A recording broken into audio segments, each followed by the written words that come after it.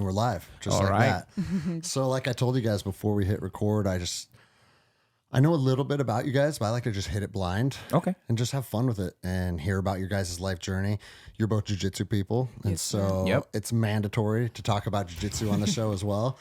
But yeah, just introduce yourself, where you're from, and Okay. then I want to hear about your life journey because I've heard about you specifically Yeah. through Tobin and Christy, but you have a similar journey as well, yeah? Yes. Okay, I would love to hear that then. I think Yeah, this for sure. this is important stuff to talk about. Yeah. Yes, just introduce yourselves and we'll just have fun with it. Cool. Go You for first? Oh, me? Okay. Well, my name is Luis Aparicio. I'm from Venezuela. I got to this country 9 years ago, escaping from the government that is still running the country.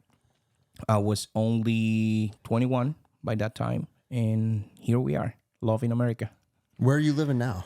I live in Houston, Texas. Okay. Yeah, and I was just straight Venezuela to Houston. I don't know why I chose Houston, but I'm having second thoughts right now of living there. Well, I can tell you, Houston is not the nicest city in Texas, from my experience. Yeah, it's not. Is the Pacific Northwest calling to you? A little bit. I'm staying with Christy right now, and she's literally living like in the woods. I like their house. And yeah, It's beautiful. so I've been looking to some houses, and Christy has been, since we met her, basically she has been my mom. Okay. You know, and she also owned a business with my wife, and you know, we talk like almost every day. Okay. You know, so thanks to her and also Tobin, I got to go to the ceremony and fix a lot of things that, you know, they've been on my mind lately. So yeah, I feel a call. Did you come out here this specific trip for ceremony? Yes. Yes. Okay. Yeah, it was specific for that. I brought her and my wife, and I was a little bit intense about them coming. I know they say, you know, like, no, let them make the decision, and they did, but they were kind of scared. Yeah, he was really part of the decision of us coming out here. Like, he would talk about it every single day. He'll be like, you know, you will benefit a lot. You know, this is bothering you right now. Ceremony will definitely get you to the right track. So him talking about it a lot and just answering a lot of questions help us, you know, to sit down and make the decision to actually come. Okay. So him coming out here first helped us to be here as well. So last time you came out was also for ceremony then, Yes, it was March, and that ceremony really like broke me, man. Like it was just, I saw so many things. I realized I was struggling a lot with depression, PTSD. Like I was at night, you know, I was going to bed and my heart was pumping like crazy, and I didn't realize, like, okay, why is this happening? You know, in Venezuela, this is not normal. You know, in Venezuela, nobody has depression. In Venezuela, nobody has bipolar things or nothing. Nobody takes pills. Like, you're just sad and you just fucking go with your life. So when you say nobody's depressed, meaning like there's no clinical depression or it doesn't get treated. It's very hidden. Okay. Like, only certain people know about it. It's not like a general topic like here. Like, here you can go up to someone and they'll tell you, oh, you know, I deal with depression or like mental health stuff.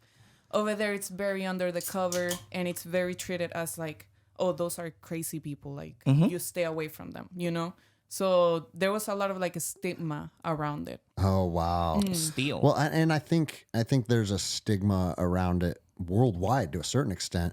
I think our communities here are kind of like forging the way to be able to open up and talk about things and like be vulnerable, and all that stuff is starting to shift, I feel like, in America anyways. Yeah. Like, I mean, I was born in the 80s, and I always say on the show, like, I was the son of a commercial fisherman and a mechanic.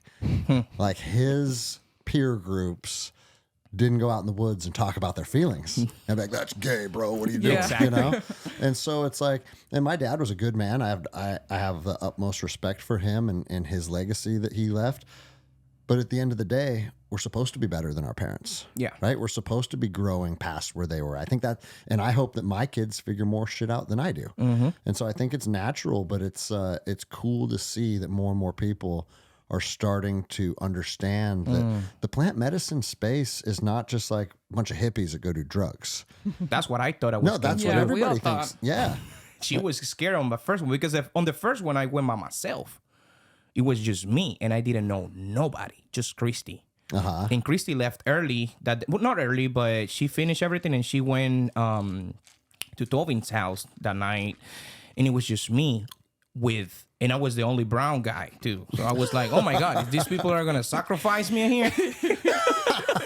They need my blood. Yeah, you ever watch Vikings? Yes. Yeah, that was the whole thing. Christy manipulated you, Yeah. so we can sacrifice you in Yeah. a pagan ceremony. Yeah. Yeah, So- I definitely thought that.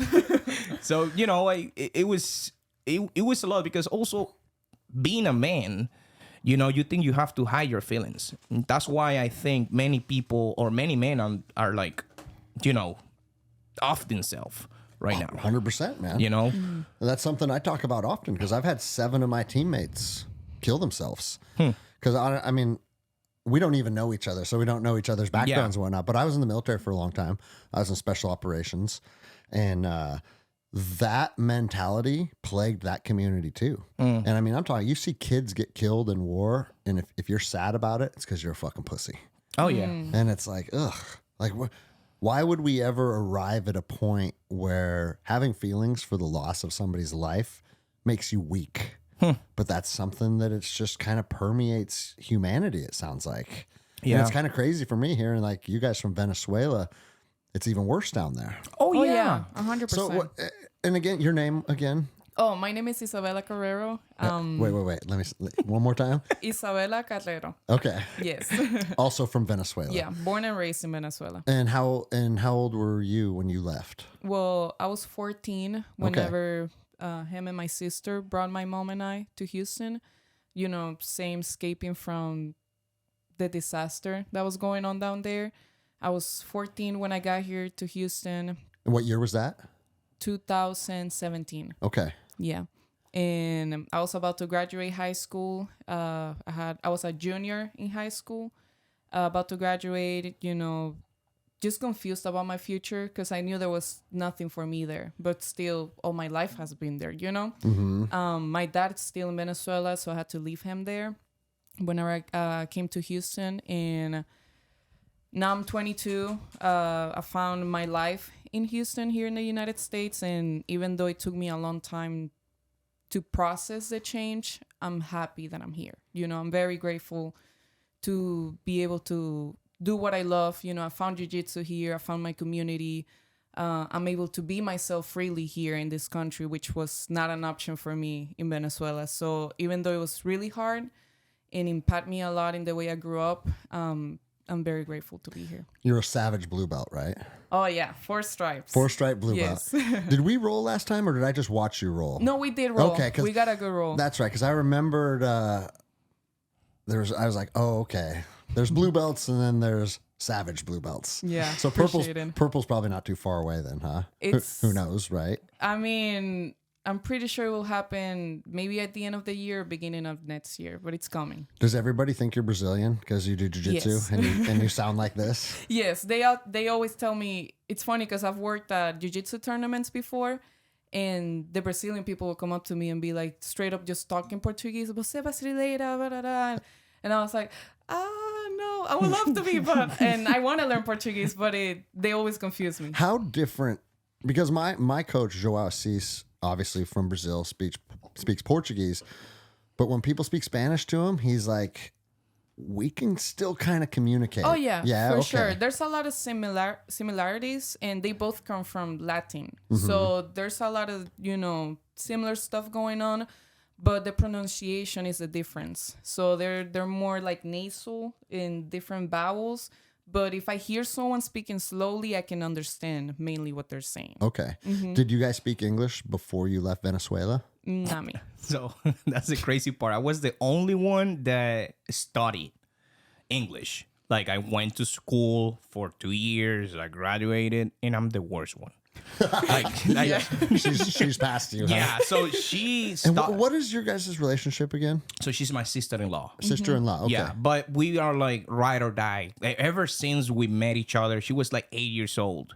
And she was very confused when I met her and, going through a lot of shit. Yeah. Even at 8, going through a lot of shit. Our relationship is not like normal. Even with my wife, like we don't have a normal relationship. I've been with my wife 14 years. This year will be 15, and I'm only 31, and she's 28. So we've been together since she was 14. Yeah. She was 14 and I was 16. Going to 17 with my wife, and it's just been. I feel like it's weird, but I feel like I had to take the role of being like a dad, a sister, a brother, a husband, a boyfriend. Like, so it's like that's why it was so important for me to bring them to the ceremony and seeing them. Like, I didn't even want to talk to them in the ceremony. I was just leaving them going through their own stuff. Yeah. Because it was rough. Well, and bro, and that's the whole reason I didn't go this weekend, is because Jenny was there. Oh, And yes. we have done ceremony together, but I think sometimes just let your people go experience it for them, right? Yeah. Now, obviously, you guys are traveling from out of state, so that's a different dynamic. But still, let them be in a different pod. Let them focus on what they need to focus on. And I think that that's important. Yeah. You know? yeah. For me Definitely. it was hard at the beginning because she started first in her pod, and at the end, so my wife look at me and she's like, I'm passing out. Like she started getting purple again. And I got, it's my wife, so Your protector energy is going to come alive no matter what the so scenario I is. stand up in the middle of, I remember Tobin was going. No, somebody else was going. But Tobin looked at me and I'm like, bro, like my wife is about to pass out. So I went and get her some fruit, and then Don told me, don't give her food. We gave her like orange juice. She felt a little bit better, but then she looked at me again and she's like, this time I'm going down for sure. Then Laura came and Laura stopped me, and Laura was like, we got her. Don't worry about it. Focus on your thing. Yep. Yeah. They took her outside and she just broke the fuck down. Like she just plummeted. Like she just like, I could just see her like from far away, like just screaming, crying, like uncontrollable. It's like a massive Yeah. Like it was like, but at the same time, I felt so happy, like so because I know their story. And then Bella, at that same time, Bella was going in through the pod, Yeah. and she started screaming like bad. Like I could just hear like her like crying like bad, and I'm like, fuck. And then there was a point where Tobin looked at me, and Tobin is like, look at that. They were hugging each other, crying. Yeah, that was after we were both Yeah. done. Yeah. We were outside, they were hugging each other, and Tobin is like, you helped that happen. And it was like the proudest moment in my life so far. Wow. It was like so crazy because at the same time, I let a lot of things go in this ceremony. Like I told you, I have no limits to talk about nothing. I've been sexually abused a lot when I was a kid, like a lot. And I didn't remember. I thought it was only 2 times, right? And I remember when I went, all these pictures started coming to me. That's why I don't trust nobody. That's why I don't trust old people with kids. That's the reason why I don't trust uncles. That's the reason why I don't trust men. Because they did that to me. How old were you when that started? The first time I was 6. The second time I was 8. The third time I was 11. And when I was 13, it happened 3 times. So different perpetrators, or was it the same? Everybody was different. Man, like hearing this from you guys from Venezuela, I have a friend from Tehran, Iran, same thing. A lot of my friends that grew up in the United States, same thing. This is like a worldwide.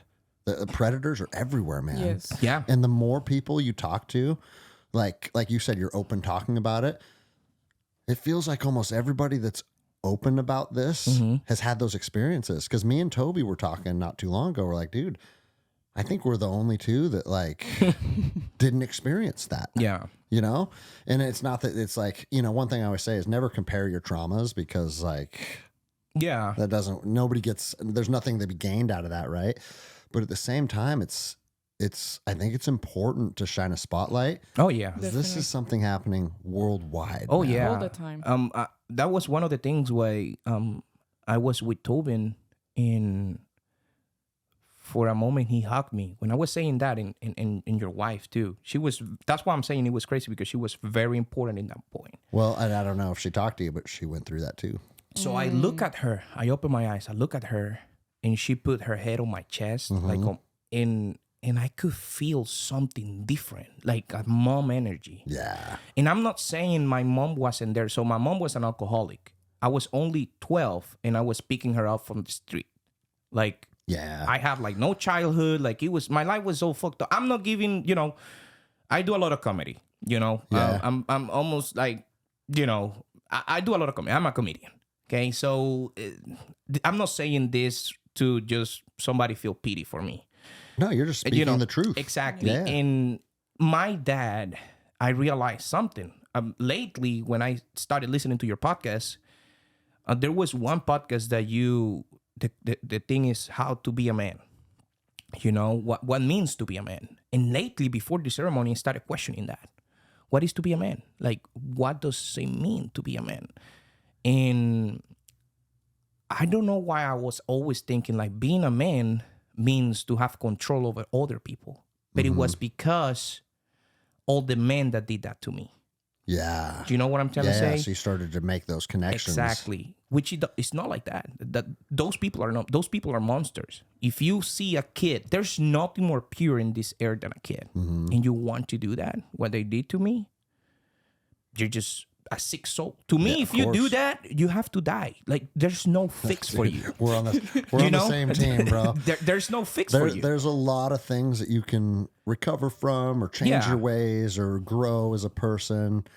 No, not that, dude. I don't see because like to me, it's the epitome of being a broken soul. Yes. If you want to victimize the most vulnerable people in the world. Yeah.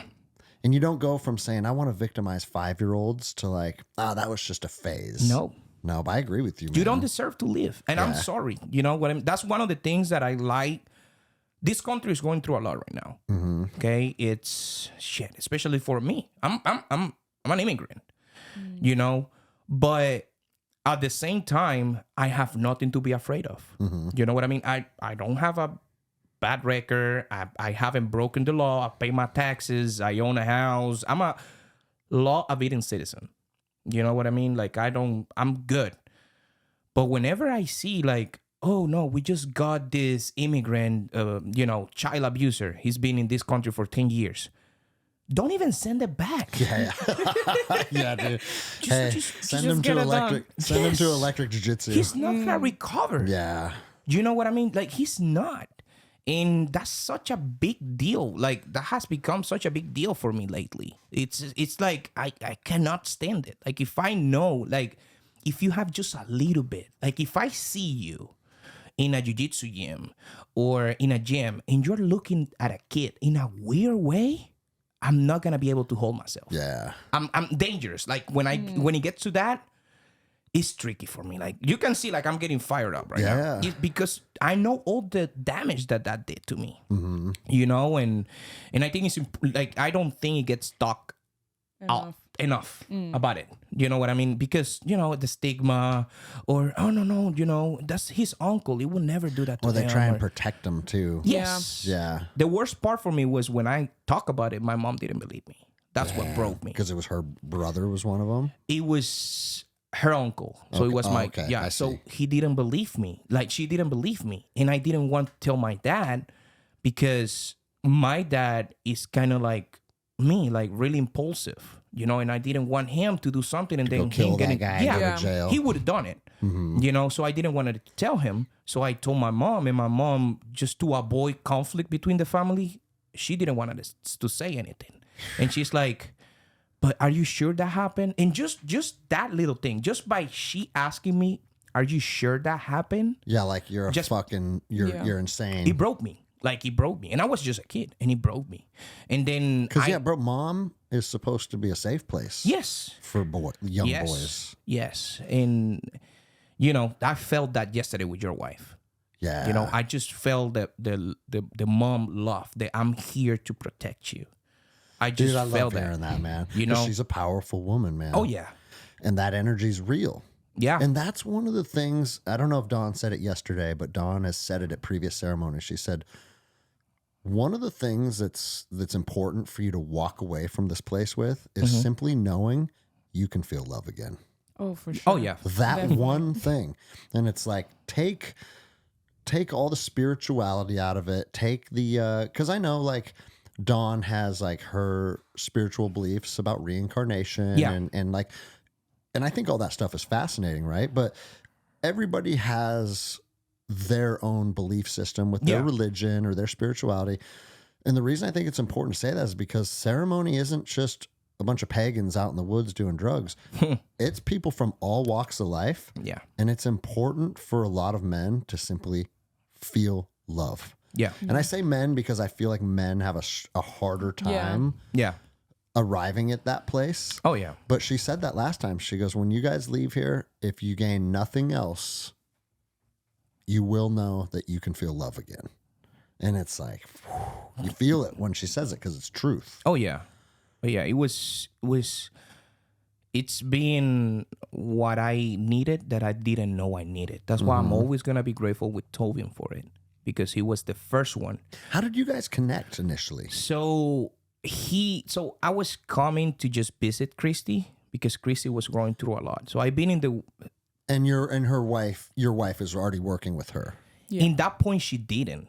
In that point, we were just friends. But like I said, the connection that I have with Christy, so everything comes back to, at that time, Christy was going to Houston a lot because I was working with Nick. Okay. Yep. You know that? Yeah, I remember that. Well, so I was working with him and they were friends and Chrissy was going over there. Then he did like a race thing for veterans and we walked from Houston to San Antonio. Well, he did the walk. I went with him like 3 times and he does a lot of crazy shit like that for veterans. He's a badass, just like you know, like he's missing a leg from he stepped on an ED and he's like best body too. So, that way I met Christy, but there was a point where everything got shady. Like, it was a lot of turmoil, and I was still checking on Christy. I knew Christy was going through some stuff, so I was always calling her, how you doing? Like, hey, you know, I'm your crazy Venezuelan fucking friend. You let me know. Yeah, like, you know, I always tell Christy, you have no brown friends. We're the only ones. Yeah. So she moved into the new house, and she called me, and she's like, hey, I want you guys to come. Went to the new house. She was starting to date Tobin at the moment. She introduced me to Tobin, and Tobin is like, hey, man, I want to have you on my podcast. I went to the podcast. I talked a little bit more about the political situation, and he realized, man, you have a lot of PTSD. And I'm like, what the fuck is that? You know what? Yeah. And he's like, no, like, I want you to know somebody. So he introduced me to Dawn, and Dawn told me, I remember she told me, you went through so much at a young age that you don't care anymore. You're just like bored. Like, you don't care what happened to you. You don't care if you die. You don't care if you live. Like, you're just taking it in and you don't give a fuck. And I'm like, that's actually how I feel. That's why I'm really like, I like to do risky things. Like, I don't, you know what I mean? Like, I'm always delusional. Yeah. You know, I think I can fly. Like, I'm not afraid of anything. Until I realized what I was afraid of in the ceremony. Yeah. So that was the crazy part. I was afraid to be loved. Yeah. Which is, you know, it's stupid. It's like everybody wants to be loved. Bro, it sounds stupid to say like, oh, why did it take me this long to realize that, right? Yeah. But when you're in that place of like nothing fucking bothers me, I'm not scared of anything. It's in its core, it's a defense mechanism. And then that defense mechanism just kind of starts to run amok. Yeah. And it's the same shit. Like, you might not be suicidal necessarily, but you also don't really care if you have a bad day. Yeah. You know, like that, and some shit goes down. And I remember, like, I think a lot of young men arrive at that point where it's like, just start living recklessly. Yeah. and not really having any self-preservation. And on top of that, I don't have kids. So you have to add that onto the equation. I don't give a fuck. Bro, You know, it's bro, like... I remember pre-kids me, the I don't give a fuck was way stronger. Yeah, it's like, you know, oh no, like, just to give an example, in this country sometimes it's like, they care a lot about credit. Just to give an example, you know, if you don't pay this, we're gonna fuck up your credit. Go for it. I already bought a house. I don't give a shit. You know, go for it. Okay, what you gonna do? Like, you are not gonna do me more harm than what the socialism did. I'm sure of that.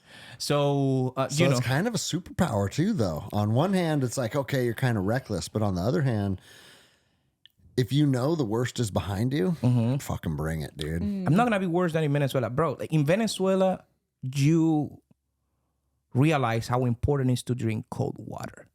Just that.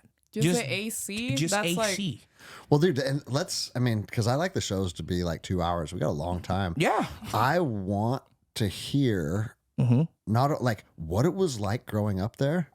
And then also what the process involved. I mean, is it fair to use the word escape? Yeah. You guys, for sure. Yeah. like you had to fucking pull some strings. Have you seen the movie Argo? I have not, no. Oh, so that's the movie where that's a real story. So he had to like fake that he was a CIA agent, and he had to fake a movie to be able to bring some people from Iran, I believe. I think, but it was some Middle East country from the U.S. embassy to bring them here, and they have to like dress like, I tell you the story. It's a crazy story what we had to do to be here. Yeah, I want to hear it, bro. So- but before that, like, just like what you remember. I mean, you didn't move here until you said you were 21, right? Yeah. So your whole your childhood and even growing into a young man, and the same with you. I mean, 14. That's a long time. Yeah. So I mean, what was it like? How did it affect you? I mean, I guess just paint a picture for us Americans, because we really can't comprehend what that entails. Yeah, I don't think that it's kind of sad, because at the same time, I wish Americans see how great this country is. Sometimes they forget, you know, especially, you know, blue hair people. And I'm sorry, I'm just going to throw that in there, you know, Bro, you're safe with this audience. and they don't really appreciate what it is to be here, you know. So I was born in 94. Okay. Chavez got into the power in 98. I was 4 years old. I still remember what was the transition. I was so here's the thing. So was it not socialism before Chavez? No, Okay. it was only capitalism. And yes, there was poor people, there was rich people, there was middle class, like every other country. We have that here in America, you know. Did he overthrow the current government with a coup or something? Yeah, so he tried to overthrow the government. He couldn't, right? So he went into the TV, all dressed as a military, military attire and everything. He's like, in Spanish, and I'm going to translate, los objetivos no han sido alcanzados, which means like the mission hasn't been completed. And he went to jail. But it was like a movie. Like they went into the, whatever it is, like the White House here with tanks, and they did a coup, but they couldn't. So they sent him to jail, and the president at that moment said, it's not fair for him to go to jail. Let's just free him. Just because. Let's just free him. They free him. They didn't indict him or anything like that. So he was able to run as a president. He ran as a president, and he didn't talk about Cuba. He didn't talk about none of that. He just said that, you know, we do need more social programs. Like there was a lot of poverty in Venezuela. We have so many oil, and America is taking an advantage of us because they buy our petroleum like really cheap. And he, right from the get-go, he was putting a lot of hatred like to America, to United States, you know. And then he went in. My dad told me that everything was going good, right? I was only 4.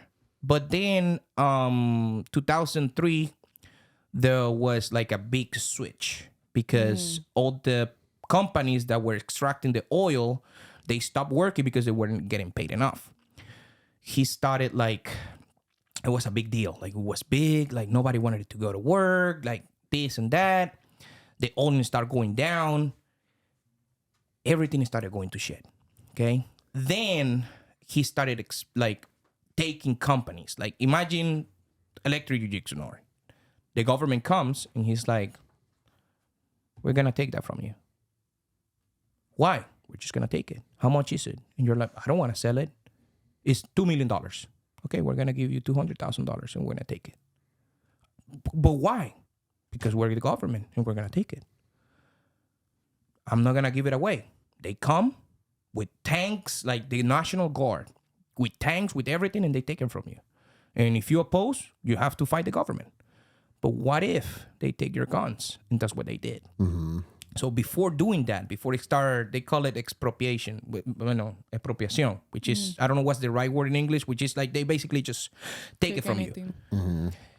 They took the guns away. What year did they take the guns? Do you remember? That was around 2009, 2010. Okay. Around that time, they took the gun. Like it was illegal for you as a civilian to have a gun. If you got caught with one? You go to jail. Okay. You go to jail, straight to jail. Man, I want people to fucking open their ears and listen to that. Yeah. Because people always say like, oh, you 2A people, you guys are you constitutionalists, like you don't need, like when the founding fathers wrote the Constitution, they only had muskets, and like people are always trying to diminish the importance of firearm ownership. Yeah. And you watched it first fucking hand what happens after they take them. And super expensive. And then first you needed a license, which is all right. You know, everybody was getting the license. Well, it's all right, but it's step one. Exactly. So you needed a license. It sounds all right. That's but true. It's step one. Yeah. So you needed a license, so you needed to bribe a lot of people. Because now they know where they're at, who has them. Exactly. Yep. Then the second step was, okay, the license is only for like if you were like a cop before or National Guard, or if you were an enlistment. Special people now. Special people now. Yep. And then it was just illegal because they wanted it to fight the crime. Mm-hmm. Yeah, of course. Guess what? The crime didn't give the guns away. Yeah. They had them all. So same shit, dude. Yes. So after that, they started, taking all the company, like private companies. Literally right now, Kellogg's, whatever makes the cereal, is operating in Venezuela without a license. They took everyone to jail from Kellogg's. Like Jesus. Everyone, the CEOs, they are still in jail. And there's some people from America right now in the United States in jail. They took him to jail and they took the company. And you ain't Kellogg's making your fucking Frosted Flakes anymore. Yeah, no. The They crazy still part do is them. they still do them, but they don't have like the bags. They don't have collars, so it's like a paper bag, and you still see the fucking tiger, but they don't have the license. Yeah. They do. Venezuela is a fucking crazy It world. just does whatever it wants now. Yeah, but the government. Yeah. You know what I mean? So that started happening. So everybody, like big companies, started leaving because they were afraid that they were gonna take them away. Yeah. And that's when all the food start happening, like big lines to go to the grocery store, and you can only go certain days, and it goes by your ID number. So if your ID number ends in number 5, you can only go to buy groceries on a Wednesday. And you can only choose certain groceries. Like there's not a lot of meat, there's not a lot of chicken, there's not a lot of nothing. Yeah. Like fucking nothing. So what is everyone surviving on then? Like rice and fucking Bro, bread? like there Whatever was they can find. mangoes. Honestly. There Okay. was a point where people were just eating fucking mangoes. Yuca, mangoes, iguanas. I have eat a lot of fucking iguana. Fuck. Um, Is iguana good? yeah, Can you, be. you can say it's not a lot of meat on an iguana. You need like 7 iguanas for a family of 6. So And Bella, you've eaten iguana too? No, but I have hunted them before. Okay. So I have some experience with them. and you don't hunt with guns in Venezuela. I was telling that to Tobin and he was just amazed about it. You Was just it slingshots? yeah. Yeah. With slingshots. So after that started happening, a lot of people started fleeing to Colombia. A lot of people. There was still people with money in Venezuela, especially if they were connected to the government or whatever. After that, the persecution started. I was just a student in the university, and we used to just call it, protesting. You know what I mean? Closing the streets. We have no fucking guns. Okay? We're just students. Cardboard as a shield. They started fucking killing people. killing students. Yeah. I'm talking 70, 80, 100 students killed, like snipers, shots to the head. I can show you videos of just. What year was this? That was- 2010-ish? No, from 2011 Okay. and like from 2011 and above. Like And why 2000. were we, like that should be an international fucking story. It I feel like was. there should be like more outrage around it though. It was, but remember, still, like, they have a lot of money. So they were buying a lot of fucking media off. And they were not showing anything. So so the government took a lot of... So if a channel wasn't with the government, they took them away too. That's what happened to a channel called RCTV. They just shut the fucking channel down. Like television channels. Yeah. Yeah. Like they just... Because they were against the government. And, And they were... like YouTube as well, do you know? They so were controlling the internet. They In were. that- yeah, they were. Okay. So right now you even need like a VPN in Venezuela to have certain apps. So it's like super control right now. So back in the time, a lot of the students, we were going out protesting, just burning fucking tires and, try to... Bro, the National Guard, that was the saddest part. People that's supposed to protect their own country. National Guard. Just followed orders. Because they were getting paid a lot of money for it.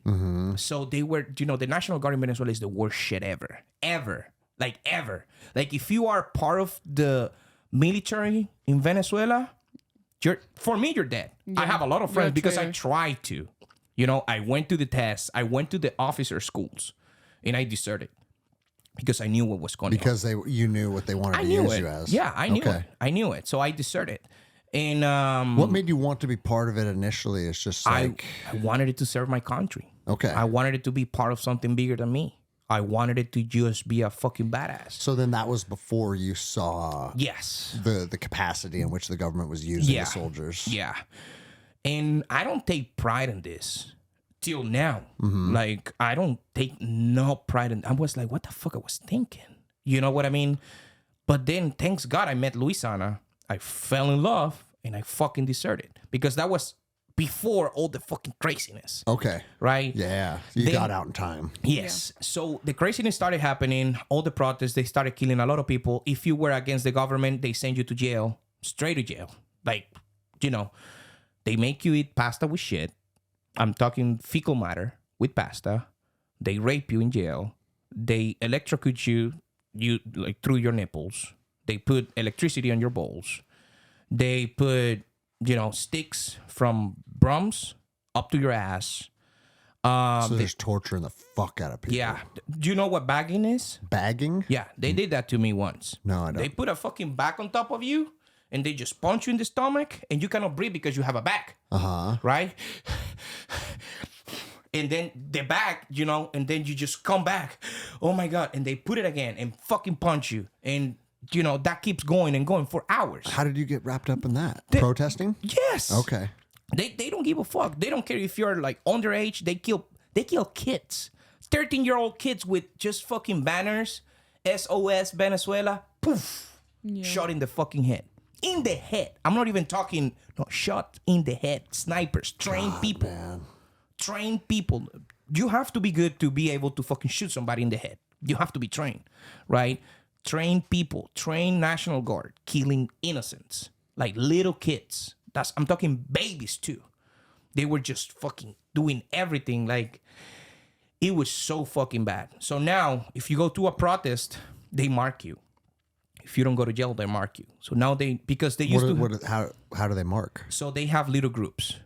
In my case, what was going against me was the Tupamaros. They're still going. So it's like a little political party that belongs to the government. And they have like little... like groups. It's like a little group. It's like, imagine a little church, right? 30, 40 people. They cover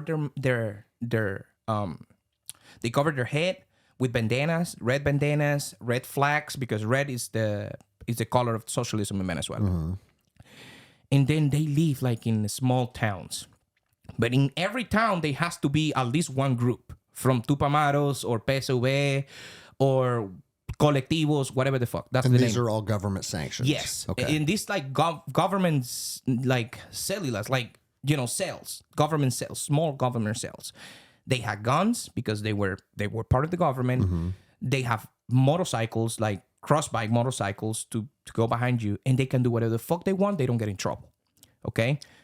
So is there local police force too? That They don't give a fuck. that they just They don't. don't do They don't anything. even don't have do cars. anything to No, them. you go and you put you go to the police. Hey, the Tupamaros are behind me. Is their cousin. They go tell the Tupamaros. They go kill you. Fuck, dude. You have no one. That's why whenever I came to this jiu-jitsu academy and say no one's coming to save you, that just stay with me, Yeah. because that's true. No one is coming. So this little. Do you have a "No One's Coming to Save You" shirt yet? No, We'll get you one today. Sure. Yeah. and I remember I was living in Maracaibo, Venezuela, Costa Oriental. That's Santa Rita. It was like I was living in a really bad place. It was just full of red people. And if they know that you were in a protest against them, they started marking your house. They painted in red, like the door with spray. You know you're fucked. And if you were to paint over that, You're fucked. You're fucked. Like, You're hey, fucked. you're marked. You fucked. You have to run. That's Yeah, what happened to okay. us. So they started. So what? You just go out and fucking see that there's that your house was marked, and Yeah. you knew like I got it. Now it's not even a choice. I gotta get the fuck out of here. Yes. So that's what And happened. bro, don't you hate? Because like as men, when another group of men wants to fucking like deprive you of just your God-given rights, makes you want to fucking kill them all. Yeah. And they strategically removed any possibility of you guys being able to defend yourself or mount some kind of offense, starting with the guns. Yeah. Then the media, and now they're fucking, now everybody's falling in line with them, and that's what's scary about it. Oh yeah. Because none of these motherfuckers, I look at the American political system, and even though it's nowhere close to what you're talking about, it's still the fact that you got a handful of motherfuckers that make these calls for millions of people, and everybody just falls in line. Yeah. It just doesn't make sense to me. Yeah. It's what I'm seeing in America right now. It's sad. I cannot vote yet. I'm not a citizen yet. I'm legal. Just in case Yusuf is listening to this. In case ICE comes Yeah. to electric jiu-jitsu No, tonight. I'm legal. Okay. I have my paperwork in order. I just not a citizen yet. Yep. And I cannot vote. But before Trump was coming in, I was going for it. Like, I was like, we need this. Oh, no, he's going against the immigrants. You're an immigrant. How the fuck are you going to do that? This country is suffering a lot from opening the gates to the people that were prosecuting me. Yeah. I was in Houston, literally scared, having PTSD. I was locking my door. A gun just next to me. These fuckers are not going to get to me here in Houston. I'll die.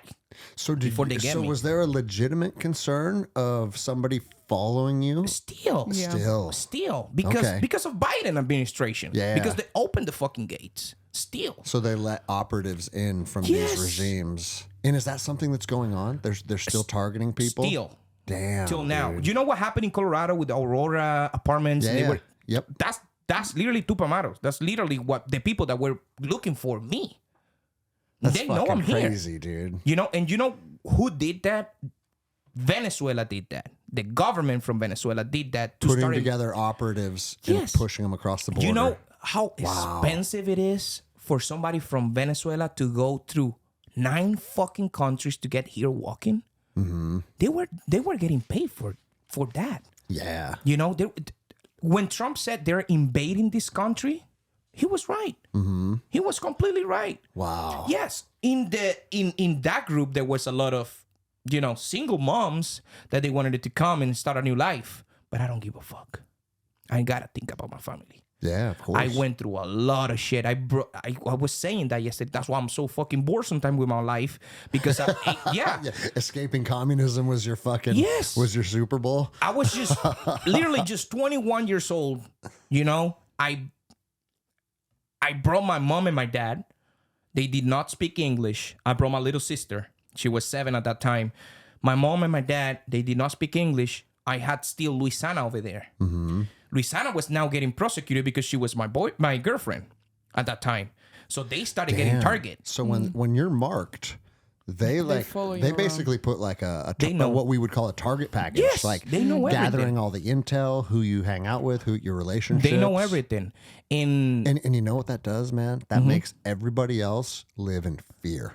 yes, that's what they want. Of course, man. That's what they want. They want you to be living in fear. Because it's easy to control people that are in a state of fear. Yeah. And man, like you would be amazed, like out of 7 days of the week, 5 days, my worst nightmare is waking up in Venezuela. That's my worst nightmare. Dang. Because here, So that's you're saying still 5 days a week. Yes. You dream that you're back in Venezuela. Still. And that's just my biggest fear is coming back to that fucking place. Dang, dude. No, yeah, beautiful so- beaches and shit. Fuck it. So once you were marked, that like you said, you knew I have to get the fuck out of here. Yes. So what did that journey look like then? Okay, so we started getting a lot of extortion calls. Just this is basically they want to first mind fuck you. We know where my dad, just to give an example, we know that your son right now is at the university. We know that your daughter is in kindergarten. Your wife is gonna pick them up both at 2 p.m. We can kill them right now if we want to. Boop. They didn't do it. They just want to mind fuck you first, you know? Then another call. Your son right now is coming out of soccer. It's 8:30 p.m. He's with his friends. Right now we can kill them if we want to. Boop. Imagine getting those fucking calls. Oh, dude, make me want to go fucking nuts, dude. Right? And then my dad was like, we need to get the fuck out of here. And I'm like, okay, we have a visa. We have a tourist visa. Okay? In that moment, my dad had a good job. He was working for PepsiCo. And we didn't have a lot of money, but, you know, when my dad and my mom, they came back together, we just had a little house and we weren't starving. Let's put it like that. We had a little car and my dad was like, we need to get the fuck out of here. And I'm like, okay, let's do it. I came first when I was only 19 to visit, but I was actually just trying to see because we never been in the United States. I just came here. I have a friend in Houston, Texas, and I came to Houston. And So hold on though. When you're marked and all this shit's happening, but then because your dad was a businessman, they allowed the families to have visas? yeah, Okay. you have to prove that you have enough things in Venezuela to get a visa. In the past, I was still studying to be an engineer. My dad had a good job. My mom was just a stay-home mom. But those two things and having a house. Yeah, okay. Those three things were enough to get a visa. But having a visa was a big fucking deal. This is not like an easy job. Having a visa is hard. When we got the visa, I came to this country. My dad put some money together. He gave me $2,000. Go. Like, you already know how to speak English? You go first. I came by myself. Knew nothing about America. Only 18, 19. I started seeing, okay, Houston, there's a lot of jobs, this and that. I work at that point like a month, something like that. Like, okay, came back. We need a plan. Because when I came back, that's when it started painting the houses. Oh, okay. That's when I came back because now they know that I'm in America. I came to America. He must have money. I'm a traitor because I'm in America. If you are in Venezuela and you like America just a little bit, bro, I don't think America knows how much hate there is from Venezuela government to America. It's almost like Israel and fucking Gaza. Like if the government of Venezuela had the power to destroy America, It'd already be done, huh? They Yeah. would. They would. So they fucking hate Americans. They hate gringos. They hate everything. So now everything started getting worse and worse and more calls. And we're going to fucking kidnap you. And now the threats were going to me. And we're going to kidnap your wife. And she's nice. And we're going to fucking rape her. And this and that. And you don't know who the fuck is calling you. You cannot go to the police. You have to just be in hiding. You cannot go to parties. You cannot do anything. You are like paranoid. Right? We stayed there like 3 months. We sold everything. And I came with my mom, my little sister, and me. Supposedly to Disney. Right? Supposedly to Disney. We knew we were not going to come back. Now I'm in love. And I'm a lovely guy. you know, and I just, you know, I'm in love with my wife now. At that point, she was just the love of my life. I called her and I'm like, hey, they're gonna fucking kill you. Like, you're not gonna fucking. They know I'm here. And she's how old at this point? 17. Okay. Probably, yeah, 18. She was 18. And she's like, Luis, I'm going to the school. I don't think nothing bad is gonna happen. Like, because they live in a better part of the city. They live in a better part. I don't think nothing is gonna happen. And I'm like, they're gonna fucking kill you. I'm not fucking joking. They know I'm here now. Luis, if I leave, I'm afraid. I don't want to go by myself. Because the other part is like, once you're doing immigration, coming out from Venezuela, they can arrest you right there. So you need to bribe those officers too. Oh, okay. Everything is a fucking bribe over there. And I'm like, okay, let's do something. I'm going to go for you. I'm going to go get you.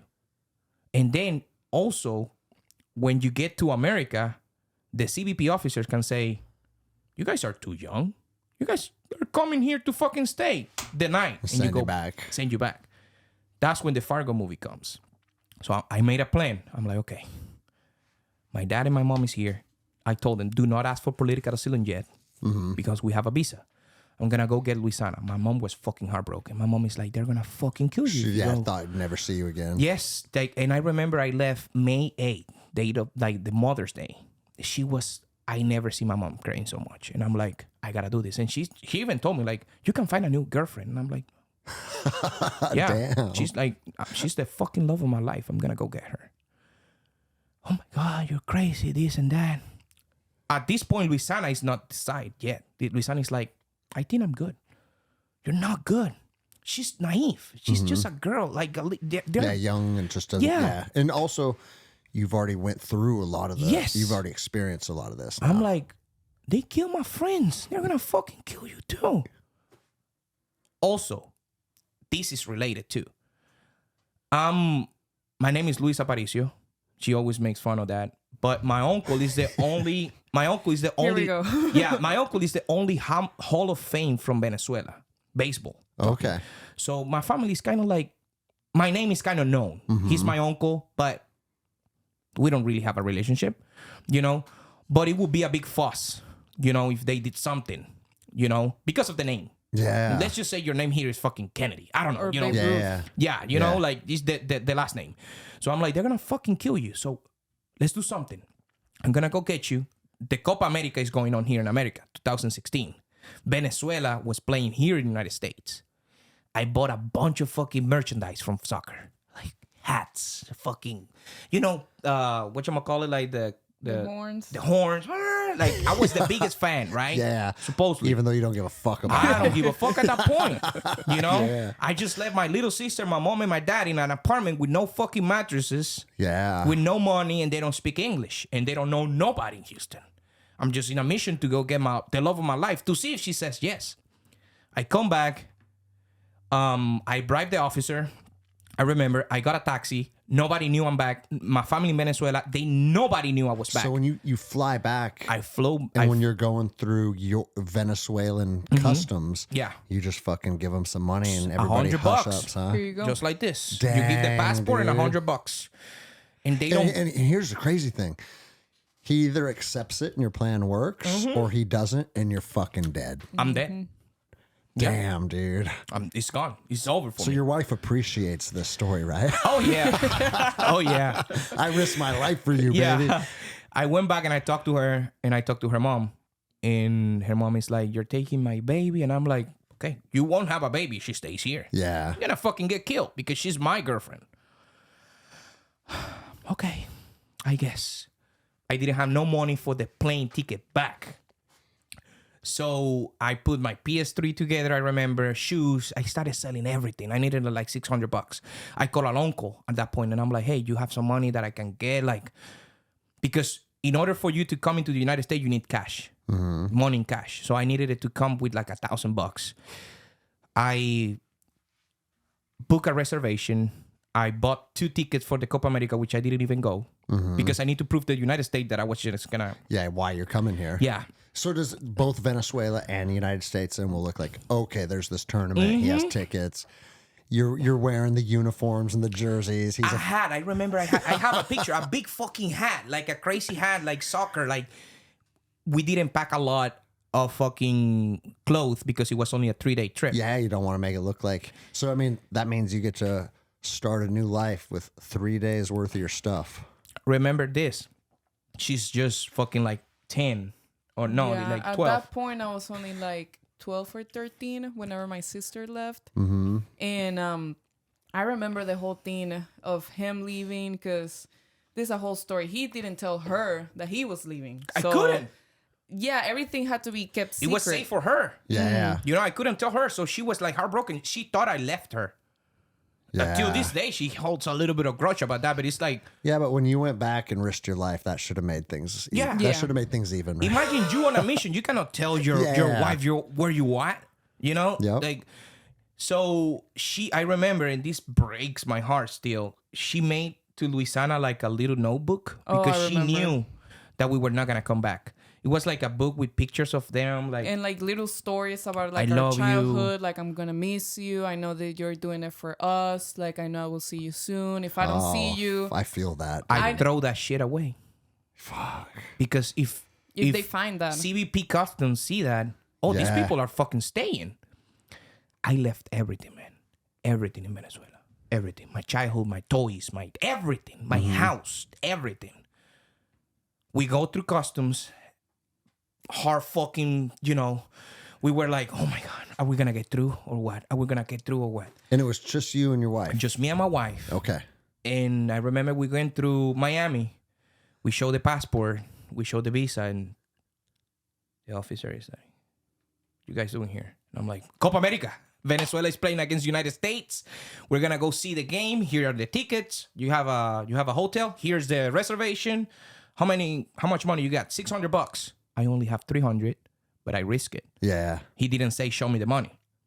He's $600 cash. Yes. Do you have a bank account here? Yes, I do. I came one time. So, I was just a shit talker. Yeah. Like, I'm always like sales. So I'm like, I'm a people's person. Just fucking You know? schmoozing them, making it happen. This and that. I will never forget the feeling. Wow. I made it to the United States. Go in. Once we came in, I remember we broke down in the restroom, fucking crying. Oh, wow, dude. Me and my wife, like fucking crying, like shit. We just fucking got, made it, dude. Shit just got real. Because no matter how bad it gets here, no one's going to kill you guys. No, You know? no. Wow. And that's how it started. That's how life started here. Now I had a lot of family there, and they were going through the same because now they know I'm here. I applied for political asylum back in 2017, which it was a big deal back then. I had to get all my fucking evidences. That was super fucking hard to get. I had to pay a lot of money. So now it's the mission of me and my wife bringing her and her mom. And Because her now dog. that they know that her daughter, She's at risk now. now, Yes. because the name Carrero now is in America. Yeah. You know what I mean? Now they know family member of them is here. Oh shit, we need to get them. Started fucking working like 5 jobs, man. Like fucking crazy. And we got them here. And it was the same shit, same story. We waited for an event. Her mom was, I remember, fucking Beyonce fan. We bought fucking Beyonce tickets, some shit like that. We make up some shit. They made it. Okay, we start. Now her dad is another story because her dad is afraid of fucking flying. Mm-hmm. He's not schizophrenic, like paranoid, like he cannot Yeah. be in a tube. Claustrophobic. Claustrophobic. There you go. So, Well, bro, you got to get over your claustrophobia. Just drink a couple and you'll be fine. yeah. it's been a crazy journey with her dad because, and this is sad for them, they cannot post pictures about them. Mm-hmm. They cannot really call him. They cannot do many things with them. We cannot send him money. Like, So does he have only you two daughters? yeah. Yes. And both you guys are here now? Yes. And his wife? Ex-wife. They got Ex-wife. divorced Yeah. way before we came here. Okay. Yeah. So Man. that's it. What was your journey like when you and your mom finally decided, all right, we're going for it? Well, the whole thing, at least with me, I didn't have a passport. So that's another same like he said, getting a visa is one thing. Thank God my mom took care of it years before I had to deal with it. But right whenever they were thinking about, bringing us, we found out my passport was expired. So that was the whole thing about it. Without the passport, you can't leave. And getting a passport in Venezuela was a whole situation. Like getting a passport could take you either 2 days or it could take you 2 years. You never knew. So thankfully, just like he said, everything was a bribe. We got to talk to some people. We pulled some strings, and thankfully we got the appointment to, get the picture, the signature, all that stuff. Then it was the whole thing, how we're going to pay for it. Because they're going to take your money any way they can. So every morning or every night, we'll go on the website. One thing he didn't mention in Venezuela, after they left, it was me, my mom, and my dad. The whole services, like electricity, water, Wi-Fi, all that gasoline, that started going down. So they didn't experience it as much as I did. So I remember when they left, the whole supermarkets, he said by the number, whenever he left, we didn't have any food in the supermarkets. I remember growing up and seeing all the aisles full of everything. And throughout the years, seeing less and less. Some things don't have color anymore because they don't have money to, make it pretty anymore. They stopped doing the paper, the Toilet paper. toilet paper. It was just brown. Yeah. Because there was no ink to print. Even the newspaper, they stopped printing it. There was no ink. There was nothing. And I forgot about that. Yeah, like electricity, down. 7 fucking days. No electricity. Yeah, and you never knew when it was going to come back. So we were So dealing... people are now like starving to death. Yes. No, and I have a story about it because just like he said, me and my sister, we grew up like in a nicer area of town. My mom had a really nice job. My dad, he had his own business. So we were pretty good. We grew up comfortable. But it got to a point where we tried to go to the supermarket and they were closed down. Or you can go in, but there's no shit you can buy. So just finding food was a whole adventure. You never knew what you were going to find out. And same thing with the electricity. Some days you wake up, your AC, you'll sleep good, gone. You don't know when it's going to come back. And that uncertainty of like, what are we going to do? Water? Dude. And it's even like, I never said this to people here, but like some days you'll go days without a shower. You'll fucking stink all day. You don't know what to do. There were days I went hungry, that I didn't eat so my mom could eat, and I'll never told her, but I'll tell her, yeah, I already ate. Bullshit. I was like, I don't want to eat it because I know she needs it more than I do. I know she needs to go to work and do her stuff, so I'll be fine. I'll figure it out. But in the safety. And you're what, 12? Dude, I was, 12, 13. Everything started around 10. Okay. 10 to 14, you had to figure it out. School started becoming dangerous. Kids, of course, kids are hungry. Kids don't know what's going on. Politic-wise, they're coming after you. So all that fear and anger started like infiltrating into the schools. So going to school was another thing. Like you could get beat up. Some kids got killed in school just from other kids. They had like a little knife, just boom, you're gone. Are people fighting over resources too? Oh, yeah. Yeah. So you're seeing like, oh, this guy has food or whatever, and stealing gasoline from your car. Stealing gas. They were just fighting over like. I remember at that point it was really popular just to eat, like I said, mangoes. So people used to like guard their trees with mangoes. Guard them with fucking stones. Nobody has guns. So stones or the slingshots. You touch a mango, I fucking kill you.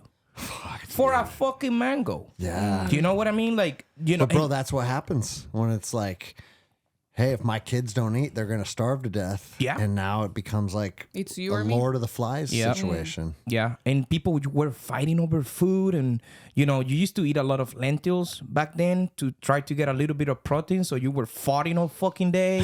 Yeah. Yeah. I can't even smell them anymore. Like I get the PTSD of the smell and I'm like, fuck that. I don't want that. Damn, dude. Like that's what I'm saying. Like I have PTSD over green beans, and now suddenly I feel like I have to relinquish that because my story is not nearly as savage as your guys's. Yeah. And another thing. So if you have a car, there's no tires. There's you no can't fix fucking. So if the car breaks down, you're fucked. Gasoline in Venezuela, gasoline was so cheap that you literally go fill your tank.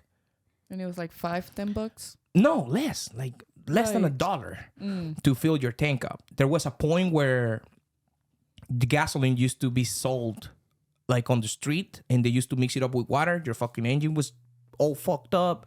Like everybody was just trying But to you're saying survive. before the communist regime took over, because you guys had such high oil production, Yeah. the price of petroleum was actually really affordable for you guys. Stupid. Like Wow. I'm talking like you could just give them whatever you want for the gas. And people, the ones that work in the gas station in Venezuela, they usually put the gas for you. You don't put it yourself. So you give that guy whatever, fucking 10 cents for the full tank. And it's 93 only, good gasoline only. And all that shit was done. Now, today, in Venezuela, what's going on is really fucking weird. Why I'm talking about today? Because if you research what's going on in Venezuela right now, you're going to see more, like, it's doing better. It's more food. It's more, like, there's a lot of people with Nice cars. nice cars or and you shit. get And you nice think, food. maybe Venezuela is doing good. Fuck no. You know what's going on? The people that migrate from Venezuela over here send so much money to help people over there that now Venezuela is almost like dollarized, but it's not officially dollarized. Okay. So now the rich in Venezuela is really rich, and they are all connected to the government, and the poor is really fucking poor. And yesterday, a couple of, not friends, but I know them, right? They had a business in Venezuela. This is just an example of what could happen to you right now in Venezuela. They have a business of printing shirts, right? They had a client from United States, a Venezuelan guy that wanted to sell shirts. And the guy is like, okay, can you print these shirts? And the shirt just said, Fuera Maduro. That's what the shirt said.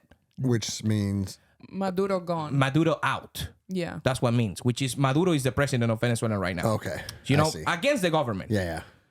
The girls took the order, was 1,000 shirts. They just wanted to make some money, and they were about to send them here.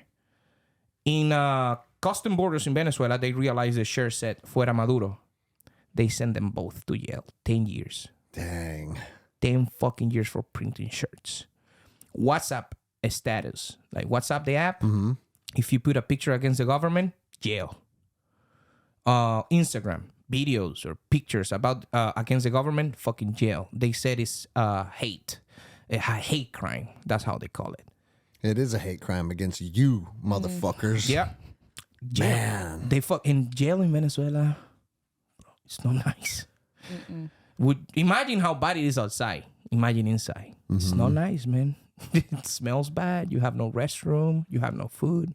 But you said families that are here that are sending money back to their home, to their relatives, they do allow those people just to spend that money to what? To like they do probably it just legally. to integrate it or to bring money into the economy. Is that kind of what the thought process is? Yep. Okay. Yeah, so they allow that. So sell. I guess that makes sense if you're a fucking dictator of a regime and you got these people that were able to escape.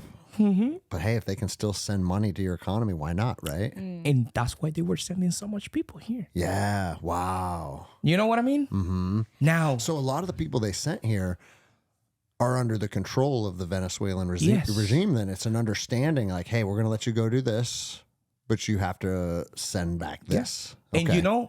look at this fucking cycle, what the other government did. Each immigrant that was getting here from Venezuela was getting $1,000. When a veteran from this country has ever get that?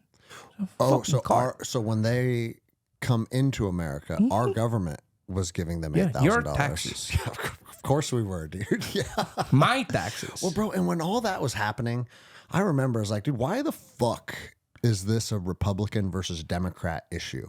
Why are we fighting over something that anybody whose brain works can understand. A secure border is something we could all agree on. Yeah. Like, I'm not saying don't take refugees. I'm not saying don't offer people asylum for like your guys' situations. I helped a family from Iraq when I was there get asylum, and I'm the one that took their paperwork into the U.S. Embassy. Like, I'm all about helping people, but we also have to make sure we know who's coming in and who they are and what they're about. That's common sense. Yeah. And when we saw the borders just be like, hey, you know what, we're just going to open them and we'll see what happens. What it told me is our government is now purposefully partaking in this destruction. Yeah. So I don't know how deep it goes or who the final boss is pulling these strings. But it's clear as day. Yeah. You don't have the people's best interests in mind when you say we don't need a secure border. Yeah. So then when you got it was a Beyonce concert that got you here, huh? Well, it was a whole event, but I don't remember. I don't remember but specifically. Okay. It was a Yeah. concert. I remember. Same thing though. You flew into Miami. So the whole thing with our tickets is, since Venezuela and the United States were iffy with each other, finding a ticket strictly to the United States was a it whole doesn't deal. happen. Yeah. Okay. So where do you have to lay over at?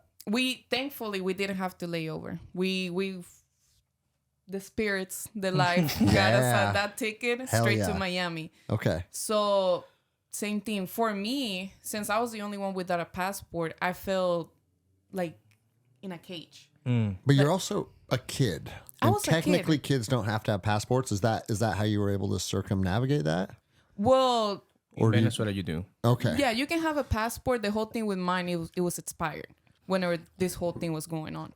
So we had to pay a lot of money, deal with the Wi-Fi shutdowns, the website to get the passport, to pay for Down. it. Down. Every single fucking day it was down. And I remember, because it was me, the one in charge of, being on there. And I remember one night, just like it happened yesterday, it was me by myself in my room, all dark, me just refreshing. And I see it popped up and I was like, okay. And I hit pay and I see that it went through, and just the freedom that I felt in my soul. Because I remember, like, in my chest, You knew. I knew, I was like, That was Okay. it. it's happening. Like, I'll be free. That was my only thought. It was like freedom, safe, and just home. That's what I felt. And as soon as I told my mom, I remember we both hugged each other and we just cried, because we knew what was coming. We knew what was going to happen. When from that moment when the ticket the ticket sale actually worked until you were getting on that plane, how long was that process? It wasn't long. Like it was a month? It was, Okay. it was Yeah. like it had to be quick. Yeah. It needs to be quick. Yeah. This is something that you buy, like the most a month. Like this, it has to be quick. If the government finds out, they fucking blocked everything. Yeah. You not go out. And the whole fear that we had is they were going to shut down the border, which they did a few months after we came. So Dang. So now no one can get out. now no one can get out. Was that a permanent thing too? They did it for a bit. They did it for a while, but the whole thing I remember vividly was whenever I was doing the passport, getting all that situated, a lot of protests were going around.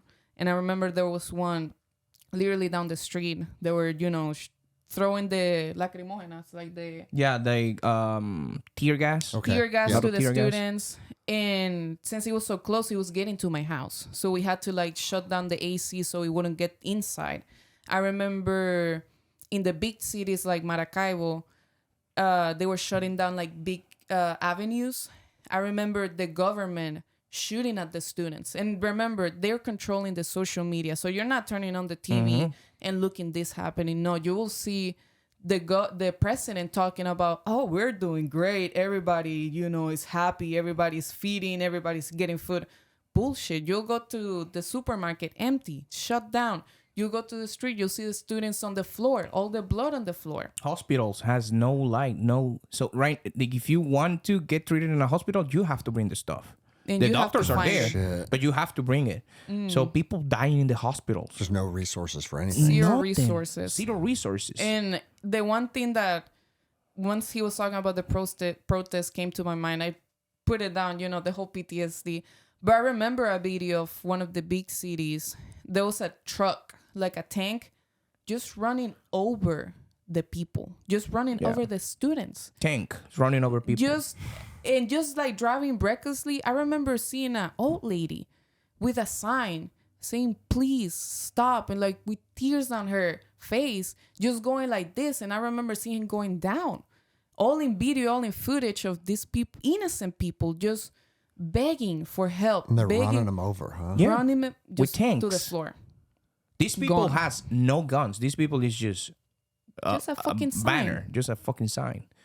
And you see students like just with the sign SOS Venezuela, please help. You lose sensitivity. Man, it's like, you know how America always wants to act like we're the world police and we go all over and we overthrow dictatorships and we're like, what?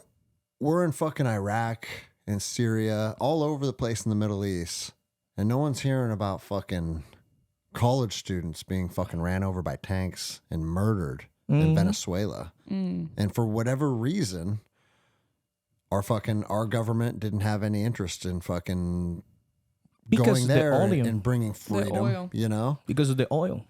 Because it's super cheap for United States to bring oil from Venezuela than buying too. Someone else. You know, because they have to like fucking do like, Yeah, Venezuela is really close. You know, so it's way cheaper. And Venezuela has more oil than any other fucking country.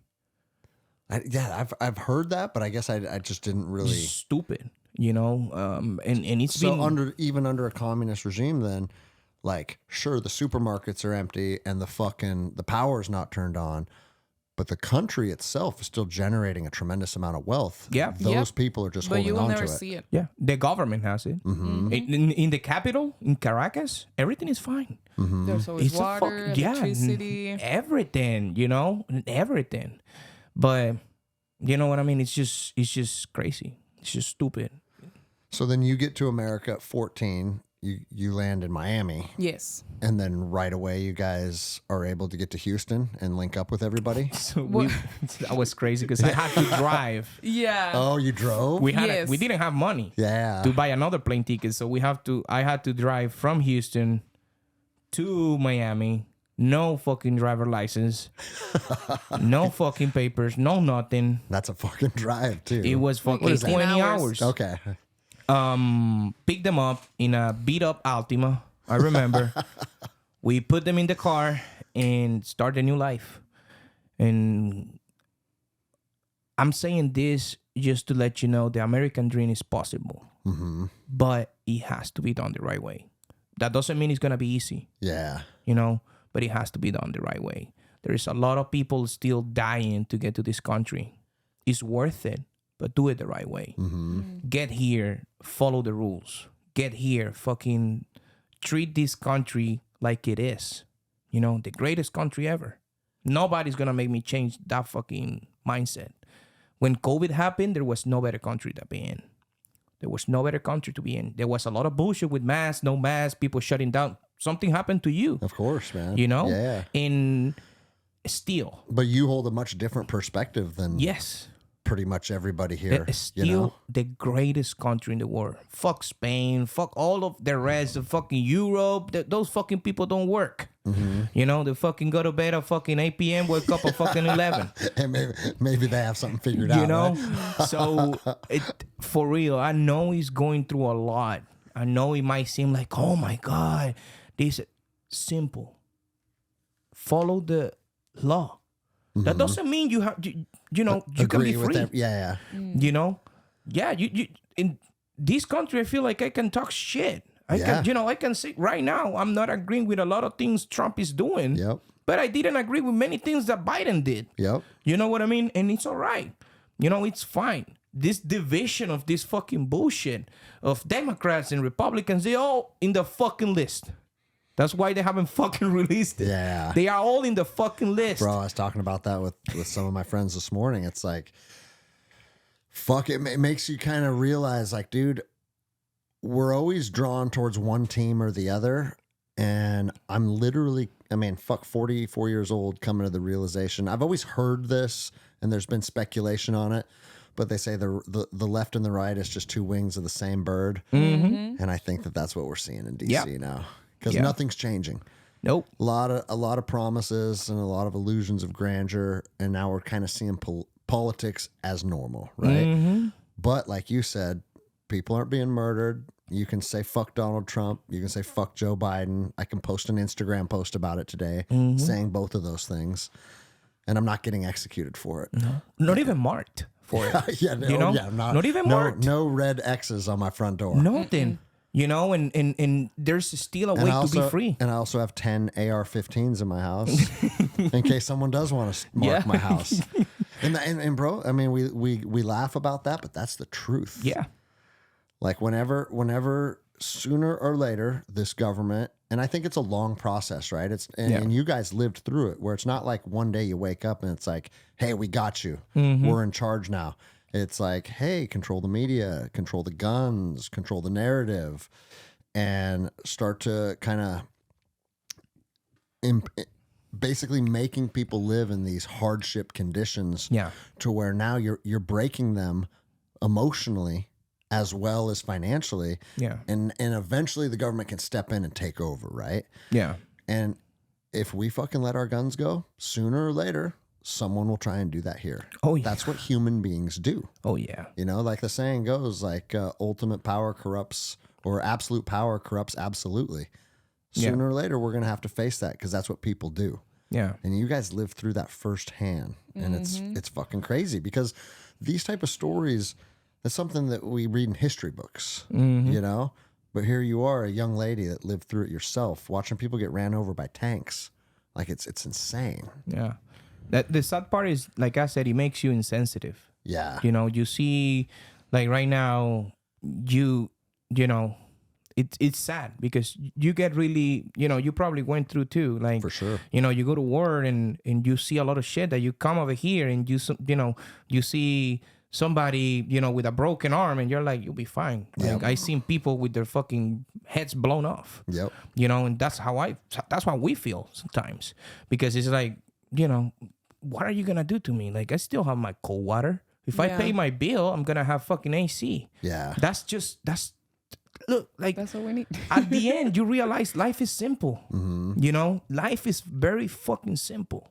You know, but when you don't have those simple things, you appreciate them the most. Yeah. You know? I mean, I got to have exposure to that. Certainly, living in Afghanistan, living in the mountains where people, they literally cook dinner with their own dried shit. And that's not a sad story for them. That's just how they live, right? So, like, I really got to experience things that gave me perspective. But I also never lived like the tragedy that you guys lived, where that's my real life. Like, I would go to the other side of the world and experience these things, but then I'd come home. I think it's different when it's like, hey, this is real, and the only way out is to fucking escape. Yeah. Like, it's great. And I have other friends that have lived similar stories, escaping from communist regimes, and it's like, you know, what I see a lot of times is those people become winners in life, because, bro, nothing, like you said, as long as my fucking sink works when I turn it on, I'll be okay. Yeah. That doesn't mean you can't get pissed off about shit or have some feelings or whatever, right? We're human beings. You know? Yeah. But it's going to take a lot to break you guys. Like, if you weren't going to, you'd already be broken if you were going to be broken. Yeah. What was the asylum process like for you guys? So you get here, you apply for asylum, okay, which is a form that is the I-589. You get the form, they ask you a lot of questions, okay, a lot of questions. You can send that form without fucking answer them, which I don't agree with it, with no evidence, with no nothing, right? Fortunately for us, when I came, I already speak English. We started going to a church, and I remember the pastor felt kind of bad for us because we were really young. I was not married to Luisana at that point. He told us, okay, you have to be married. So we got married like in a week. No money. I remember after that, we went to Rudy's. You have to be married for my wife to be part. To flow more smoothly. Yeah. Okay. So I apply. So you have to you're supposed to send your story. what happened, dates, everything. You have to support the story, evidence, pictures, photos, everything.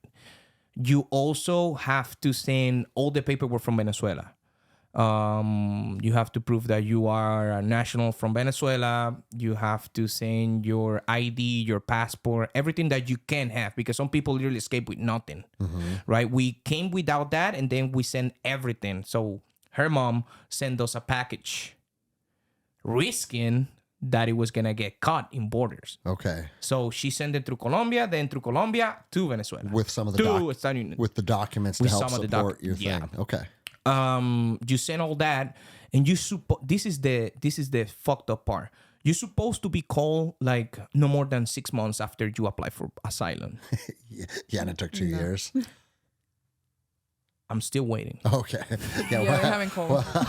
Still waiting. well, bro, here's the thing. Like the U.S. government moves like pond water when it comes to like administrative things. Yeah. And so it's like, even as a veteran, you apply for some of your veteran benefits, and you same thing. Like you submit a packet with some evidence. There's times you don't hear back for 6 or 8 months. It's crazy. And so it's just kind of how the system works. Well, I've been waiting to get called for my interview for political asylum. I haven't get called, but in the meantime, you can have your permit to work, Social Security. You have to pay taxes. You can work, everything. I already bought a house. Been paying my taxes ever since I got my Social Security. Everything. Now, here's a problem with that, which I don't agree. How are you going to give a fucking Social Security to somebody that doesn't even speak English? How are you going to make them part of the system if they're not ready for it? You know, that's when it gets tricky to me. You know what I mean? Of course, it was hard for me to learn English, but you're coming to to the United States. You might as well fucking learn it. Yeah. You know, so you get all of that, and then you just wait.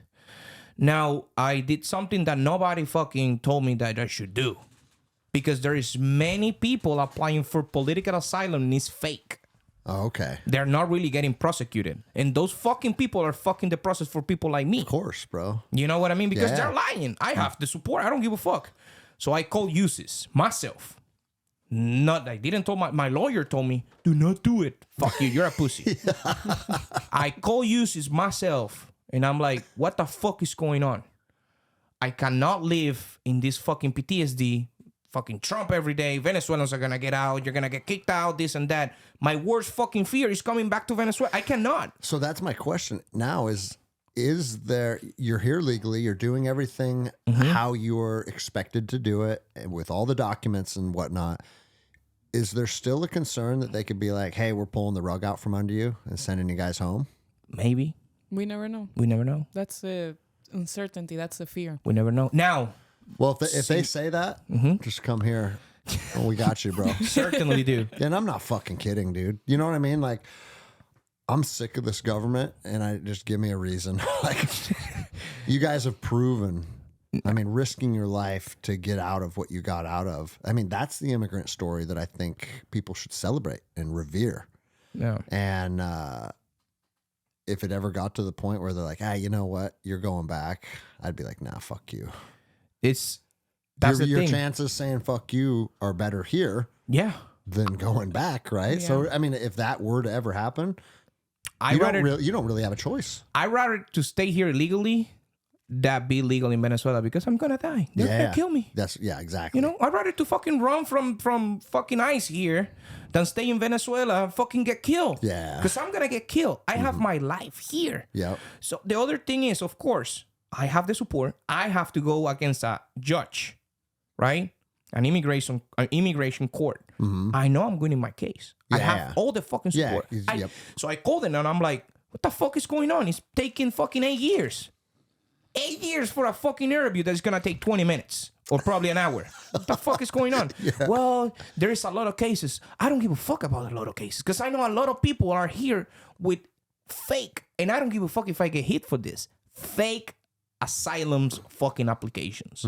Fake. And that's the people that fuck it up for me. I don't care if you're from Venezuela, fucking Bantuku, fucking Africa. I don't give a shit. If you are here and you break the law And especially if you break the law big. Like you try to fucking rape somebody. You rob a store or something. You should get the fuck back. The fuck out. I agree, man. You know? And that's something that's kind of tricky because a lot of people are claiming like, hey, all the people being deported right now are people breaking the law. And then there's other people saying, no, like my mom just got deported for, like not renewing a visa. And it's hard to decipher what's true and what's not true. And so like, cause like I'm a compassionate person. I would to hear that you guys, Luis and Bella just got sent back to Venezuela because of this massive deportation. That wouldn't sit well with me. Yeah. Right. But the other side of it is like you come here and I don't care how traumatic your background is. Like you guys have traumatic backgrounds. You're not hurting people. You're not breaking the law. You're not stealing shit. You're not fucking taking over apartment complexes. You come here and you do that, fuck you. Yeah. And just like you said earlier, and if it's a sexual assault crime, we shouldn't send you back at all. We should send you to fucking Alcatraz with the fucking alligators. But food for the alligators, not the fucking, I don't want my taxes to be paying for a fucking sexual fucking creepy. No, we should throw them into the open volcanoes in Hawaii. I like that idea too. Just fly over the helicopters, kick them out of the side, and then they're instantly recycled back into planet Earth. There you go. I feel That's what your this cycle. government needs to fix this fucking immigration thing is a crazy Venezuelan running their fucking CBP borders that fucking hates everyone. I'll take the job. I just give me the citizenship. I'll make sure nobody you went to fucking heart come. ceremony last weekend, so now you got love for everybody too. Like, I'm trying. Believe me, I'm trying. I'm trying. So, yeah, man, it's look, this. Have you seen the fucking this Netflix show? The Chinese people, the Asians, the fucking Squid Games. The Squid Games. Oh yeah. Well, I watched season 1. That's the best one. That's the best one. We started. My rule is I give a series 1 episode, and if you don't get the hooks in, fuck you. Why am I going to watch number 2? Yeah. So season 2 came out, and we watched the first episode. I was like, this is fucking terrible now. Fucking weird. I'm out. That's so weird. So you got pussy out in Yeah. a way. I didn't like it. I was Season like, 1 was legit. yes. Fucking blood in the fucking scream, and that's what I want to see. It takes a lot for us to be like impressed. Yeah. So that's what I want to see. But You're this like, is I used to watch people get ran over by tanks. I want to see some You gotta gruesome beat that. shit. Yeah. it'll take a lot. Sometimes Bella comes. The other day she got hit really bad in the head. While I was training jiu-jitsu, I got a knee to the face right here, to the temple right here, and that was the biggest hit. I've been hit before. I can get hit. She looked I'm like strong. Quasimodo. Dude, I had a big ass ball right here. It was really And bad. she's like, I'm good. Nothing that, I'll be training tomorrow. And I'm like, you're concussed. You're hitting the fucking walls. I'm good. I'm This shit ain't fine. nothing. And same shit with my wife. My wife, sometimes we go through shit and Lisan is like, in the plane. She passed out in the plane, right? On the way here. On the Yes. way here. Okay. She passed out. Is it anxiety, you think? I think it's exhaustion. Okay. I never seen or met anybody in the world that works harder than that woman. Never. Discipline is her fucking She's like David Goggins. Yeah. She's stupid. Fucking goes. Stupid. She's like a fucking machine. So she went into the plane. She passed out. We woke her up. What the fuck? Hey. Like I have picture. Like they have to bring like a tank with oxygen. When she felt good, she's like, why you guys woke me up? I was having a great dream. And I'm like, you almost died. And she's like, it would be better, I get to I'm rest. so tired. I Yeah. get to rest. What the fuck? Like, we're fucked up. Is she trained jiu-jitsu too? I don't remember. No. She's too she will girly for never. that. She's too what? She's Too girly. girly for that. Oh, okay. At the same time, it's weird. Now, she would fucking deadlift fucking 5 times her weight. So she doesn't mind that her little sis can beat the shit out of her? That's the funniest thing. I can 'Cause beat her in so many ways, but if she goes like this, I'm like, Oh, she has the psychological Yes, advantage. that's the mind thing. Sibling Yeah, John Jones says that about his brothers. Yeah. He's the best fighter in the world, and he's like, my big brothers still kick my ass. Oh my god. Yeah. It's all mental. Yeah, I see that happening. So And you're 21 now? I'm 22. 22? Where do you want to take martial arts? Because you're already good. oh. Oh. Where do you want to take martial arts? Do you have a dream or aspirations, or is jiu-jitsu just something you do for fun? Well, as soon as I started jiu-jitsu and I saw how impacted my life, especially as a woman in my background, you know, I grew up feeling powerless. I grew up feeling less than everybody next to me. So jiu-jitsu gave me that power of that strength of like, I'm here, I can take up space, and I'm confident, you know? So I love fucking hearing that. no, dude. and And I see it in your eyes and hear it in yes, your voice. and like as soon as I start talking about it, like my Yeah, you're posture lighting up. changes. Yes. So my first dream, and I still have it, is like I want to have my women only academy. Okay. You know, I want to bring what I learned to the women around me, because I know how it can impact their lives in a positive way, whatever it may look like to them. And so that's one of my dreams, since of course I want to compete.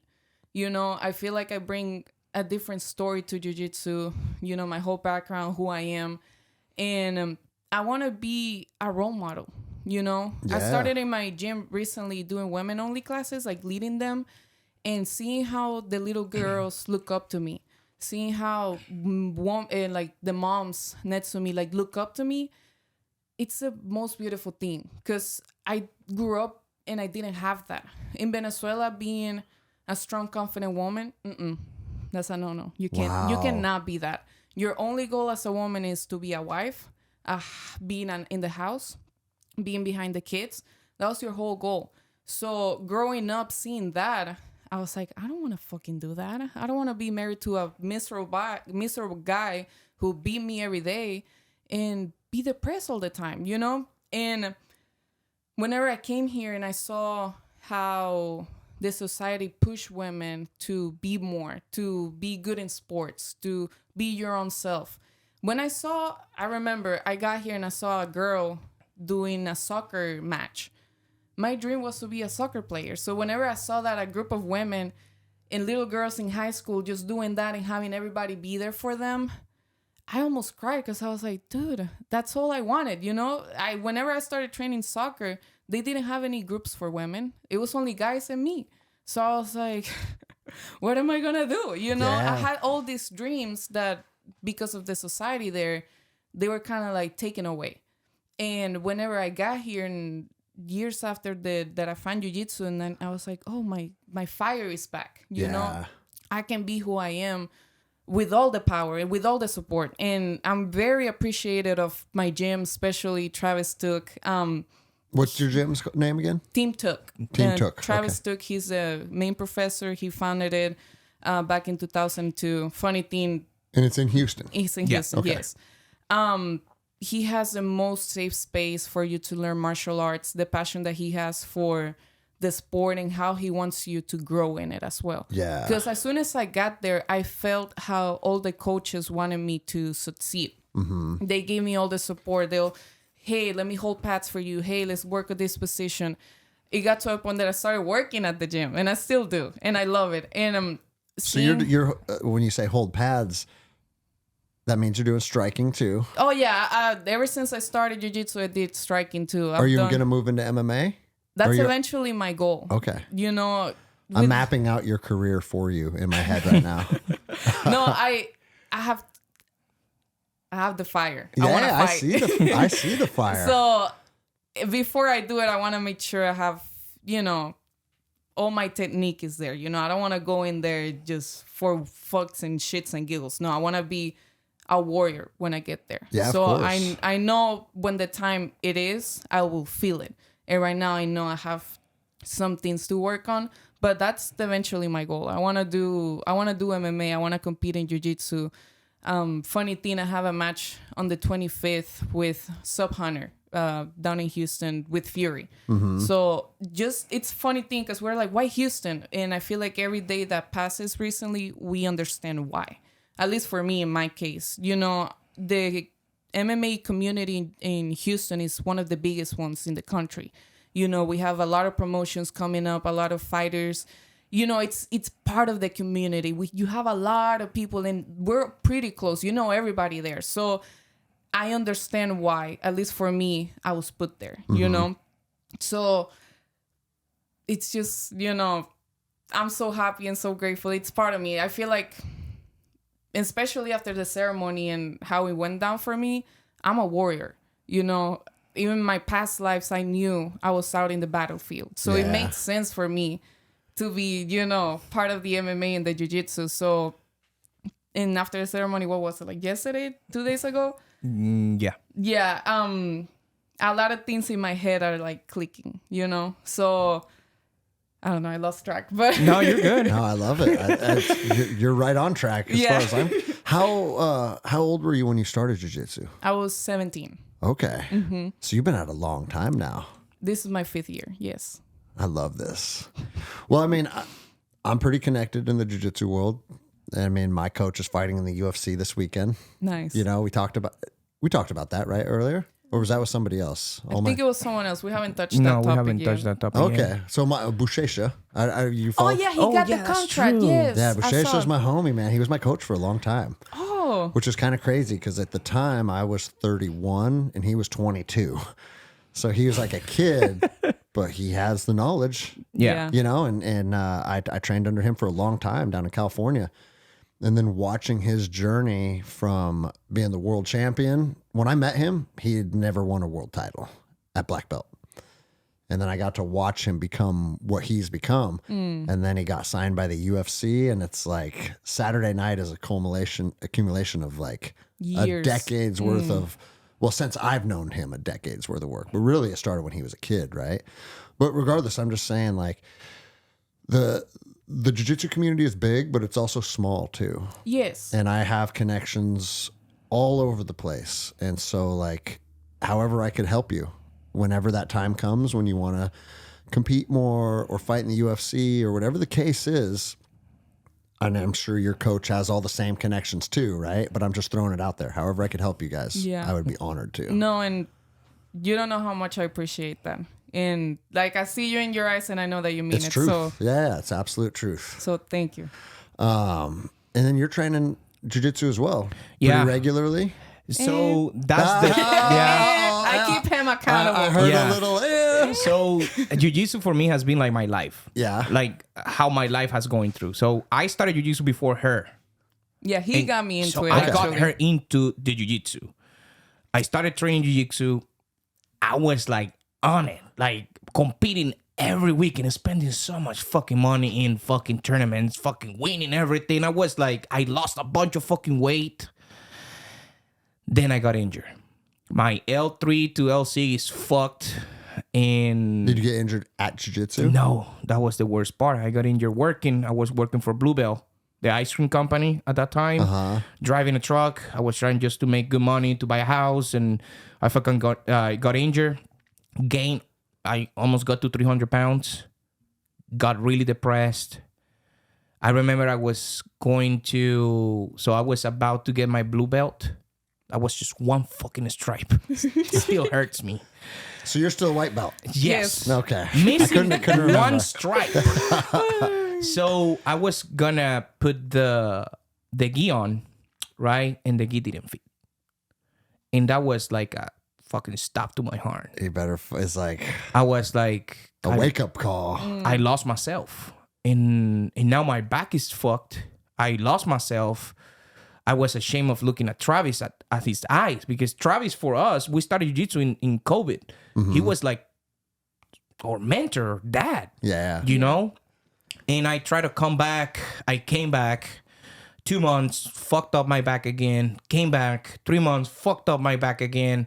Until Travis told me, you have to stop trying to kill everybody in the mat. Yeah, bro. You have to go at your own pace. I came back recently again, and this time is for good. You know, the gi fit again. Yeah. I lost more weight again. I'm still gonna lose more weight. And Travis sometimes says that I'm a white belt cheating because I'm still show up as a white belt, but I've been a fucking white belt for 5 fucking years. Yeah. And I think that was a problem too. I was too focused on getting the blue belt. Well, bro, I talk to my athletes about that very often because the focusing on the next belt does nothing for your jiu-jitsu. No. It's just this arbitrary metric that we measure people by, but really has nothing to do with you. Yeah. And if you just say, hey, you know what, I'm just going to focus on my jiu-jitsu. Yeah. That's where you become a motherfucker, man. And it's funny because like I talk about jiu-jitsu all the time on the show, and that's a true thing where it's like I say it all the time. A tough white belt is the most dangerous role in the whole room because like it's crazy. You're tough. You can go hard, but you're not having control over that dial. And if you always turn the dial to 10, fucked up things happen at volume 10, right? And that's what happened to me because I wanted it to prove that I was worth it of the blue belt. And I was just going to so many competitions. I have my move, which is the C-kill choke. I was getting the C-kill choke from everywhere. Do you get it from inside of people's guards? Yes, he did. Because he was so annoying. One of my black belts, that's one of his little tricks. And I always tell the white belts, I'm like, I know you see Dan do that, but don't do that. Yeah. Right? You can do it as long as you have a very, very like comprehensive understanding of where your base is at. Yeah. Because a lot of people reach for that choke, that base moves forward, and now you're getting swept. Yeah. So. Which sometimes, I tried to. The other day I was rolling and I was rolling with the brown belt, the guy that has the long hair. He's a hunter. Oh yeah. Yeah, he kind of belongs to Seattle in a bit, in a sense. Or yeah, he's out there fucking shooting like. His bow. He has a bow. Yes. Yeah. The guy sometimes, as a gift, he brings you like an elk. Like, Here you go. And then I tried to pull that move on him. Like he was on guard. Like I tried to do the C-kill choke, and he's like, I was getting it, and he's like, not to me, motherfucker. And he fucking shot me, And I'm like, I love that. So I remember that was a problem. I was just trying to, and it's ego. It's ego because you want to like be part of the blue belt team. Once you're a blue belt, you want to be part of the purple belt. And jiu-jitsu breaks your ego, but that doesn't feel good. Yeah. You know what I mean? You want to be you want to be the baddest motherfucker in the mat. Well, bro, it's the reason why jiu-jitsu is so fascinating when it comes to facing your ego is because you do need ego. Yeah. If you want to win and you want to be able to make other men submit underneath you, there's an element of ego involved. Yeah. In that, right? Yeah. But if you allow the ego to have the full control of the driver's seat, that's a recipe for disaster too. Yeah. So it's finding that balance where it's like, yes, I want to win. Yes, I want to be the best athlete I can be. Yes, I want to be a formidable role for anybody in the room, but not at the expense of injuring people, injuring yourself. And so you have to find that balance. And that's why I always say to my athletes, because like some gyms will say, leave your ego at the door. Yeah. I say check in with your ego at the door. That's better. Because the truth is, I want you to try and beat me. I want you to try and beat me. Because if you don't try and beat me, and we're not getting that real energy exchange of somebody that is here to win, when you go compete, and you're gonna feel that. Oh yeah. So I want to try and harness that in the gym, but I don't want to beat you so bad that it's at the expense of our health. Yeah. And bro, I've been doing it 21 years now, and I still struggle with that because it's like, what is that perfect balance? Yeah, it's really hard to find, especially when you are using literally your own body. Of course. To try to submit people, and jiu-jitsu is, for me, so special because I'm always been big. And it's crazy how, I go into any gym, even on TikTok, and, somebody like Bella, I go against her and she's beating my ass, and I got 100 pounds on you. How you a little more? What the fuck you do that? And that's the beauty of it. Yeah, of course. I always been close to it. I never stopped going. What I think is a hate-love relationship that I have with it, because I know I have all the support. I have all the support. Even my wife bullies me. My wife is like, she's always like, so there's promotion times. Bella comes with a new fucking strap or something, and she's like, what you got? And I'm like, I wasn't consistent this month. I got shit. You're nothing. Talk to me when you're a blue belt. Yeah. She's like, she literally told me the other day. She's on a wife hiatus Yeah, she's until like- you get your blue belt. You are not a jiu-jitsu practitioner unless you're a blue belt. I cannot take you serious. I'm sorry. And she knows nothing And about she knows jiu-jitsu. nothing about jiu-jitsu. You know, but because she's- she knows that's going to light a fire in you. Oh, Like, what yeah. the fuck? Watch this. Oh yeah, she knows how to fucking like light me up. You know, same shit with the fitness thing. She's like, because I'm a little bit delusional. You know, and I think that's part of who I am. I think being a little bit delusional is good, though, if it's rooted in like unreasonable self-belief. Yeah. You know? That's like, me. Yeah, no, I'm saying if you have that, it's funny we're talking about this because I was talking about it with my team this morning, and rolling with Adam Brzezinski, the world champion. Even though he mauled me, there was just there was a glimmer of hope. Like I don't know how to explain this. I guess when Marcus Buchecha used to beat the shit out of me, it was a hopeless roll. Yeah. It was like this 250-pound monster just does whatever he wants to me. And it felt hopeless. Whereas with Adam, it's like his technique is much better than mine, but as like just overall physicality as a man, he's a little bigger, he's a little stronger, but it felt like if I could fucking get my technique to the level that he's at, I'm in the fight with the best guys in the world, right? It's not just this hopeless feeling because of this monster on top of me. Yeah. It was crisp, fundamental technique. But then also he talked about it on the podcast that he recorded here. He's like, man, one of his biggest attributes is his grit and his unwillingness to let people have good position. So he's like, if I have to try something one time to make it work or 10 times, that's kind of his ethos. Like, I'm just going to outgrind you. And so I've been rolling like that, and it shifted my jiu-jitsu in a single moment. I was like, you know what? I'm going to work harder than the person I'm going against, no matter who it is and no matter what the situation is. And again, the reason I'm saying this is because it starts to kind of be in the realm of delusion, right? Yeah. Guess what, though? It's been working too. Yeah. So it's like a delusion, because you guys know, you especially Bella, because she's a blue belt, right? I'm sorry. Fourth strike, by the way. 4-stripe blue belt. But success as an athlete starts between your ears. Yes, definitely. You know what I'm saying?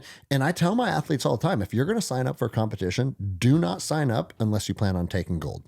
Period. Yeah. Yeah. And I'm not going to be mad at you if you don't perform well. And I'm not going to but there's some gyms that's like, hey, just win or learn. And it's all good. And it's like, no. You want to be the fucking world champion? Because Joao Assis, Buchecha, like Lucas Leite, Marcelo Mafra, like all these guys I used to train with very regularly. Marcelo Garcia? No, Marcelo Mafra. Oh, okay. No, I wish I got to roll with Marcelo Garcia. Marcelo Mafra is another very, very formidable checkmat black belt, though. They didn't go into tournaments saying, well, let's just see what happens. They go into tournaments saying everybody's fucked, man. And like you have to tell yourself the story that you want to live before that story can ever come to fruition. Yeah. And so it's like, you got to match this weekend. You're not saying like, well, I hope I don't get submitted. No, Like, no, I'm she's- coming. She's fucked. Yes. That's what You know what I mean? Yeah, I've been Yeah. saying that since the moment I got the opportunity. I was like, I'm coming for what's mine. Yeah. And if you don't have that mentality, you're never going to rise to the top of jiu-jitsu. Yeah. Because guess what? There's plenty of kids from the favelas of Brazil that have maybe not your level of hardship, but they have their own hardship, right? Yeah, And we for sure. talked about at the beginning, like nobody has anything to gain by comparing traumas. There's a lot of kids out there in the jiu-jitsu world that are there to fucking make a life for themselves. Oh yeah. That's our own way to make a That's living. how they do it. Yeah. And you got to be ready to strangle those people. You know? And if you're not, they're going to fucking strangle you. yeah. But bro, the reason it's so beautiful is because jiu-jitsu mirrors life, right? Yeah. And so I was actually thinking about this when Adam Brzezinski told me, he's like, hey man, if I got to try something 5 times and it doesn't work, then I do it 10 times. Man, apply that to your marriage. Apply that to how you parent your kids. Apply that to business deals. Apply that to your physical fitness. You can literally, you can apply the lessons that you take off the mat to every other aspect of your life. And I have yet to find another activity where it's like there's just a parallel between who I am on the mats and who I am in the rest of my life. And jiu-jitsu forces you to do that because you can't be full of shit in jiu-jitsu. You can't be. You can be full of shit in almost every single other aspect of your life. You can hide shit from people. You can, this is the story you tell, but this is how I really feel. Like, not on the mats. The mats show everybody, including yourself, who you are and who you aren't. And it fucking feels good. Yeah. Like, it's freeing because it's like, okay, I don't have to pretend. I don't have to boast. I don't have to project. This is just me. Take it or leave it. Yeah. And that's what everybody's finding here. Oh, yeah. Actually, when I came the first time to train here, I was like, okay, let's see. You got nothing but fucking killers in here. Bro, that's because that's the ethos I preach. It's but here's the cool thing. Everybody, when the bell goes off, it's fucking hugs and high fives, man. Oh, yeah. You know what I mean? Like, if you can harness, and you said you want to own an academy one day, right? Even if it's a women-only academy, the lessons are still relevant, where it's like, if you can harbor an environment where we push each other to the brink, we compete hard, we don't give each other wins. Like, dude, if you're going to win against me, I'm going to make you earn it, right? And that's the ethos that we kind of operate under. But then as soon as the bell goes off, you guys are my brothers and my sisters. Yeah. That's what people love about this academy. And it's like, it's funny too, because we spend years and years and years learning how to fucking armbar people, how to choke people, how to Ezekiel people, right? But in the core of what we're doing here, we're forging a family. Yes. And people feel that. And it sounds like you have that same kind of ethos and vibe at your academy. No, we do. And me, right now I'm the only like active competitor, female competitor. And the guys, they shit talk to me like, oh, like you ain't got nothing on us. But they do it because they want to help me get better. And I appreciate it. And I tell them all the time, I was like, yeah, keep talking shit because it's working. And now I'm coming for you, you know? And like the same thing that you said, the battle with jiu-jitsu is like between in your ears. 100%. There were times that my biggest enemy was myself. 100 for sure. It was my fucking mind coming to get me. And it wasn't nice things. It was like, you're weak. You're not good enough. You ain't got shit on them.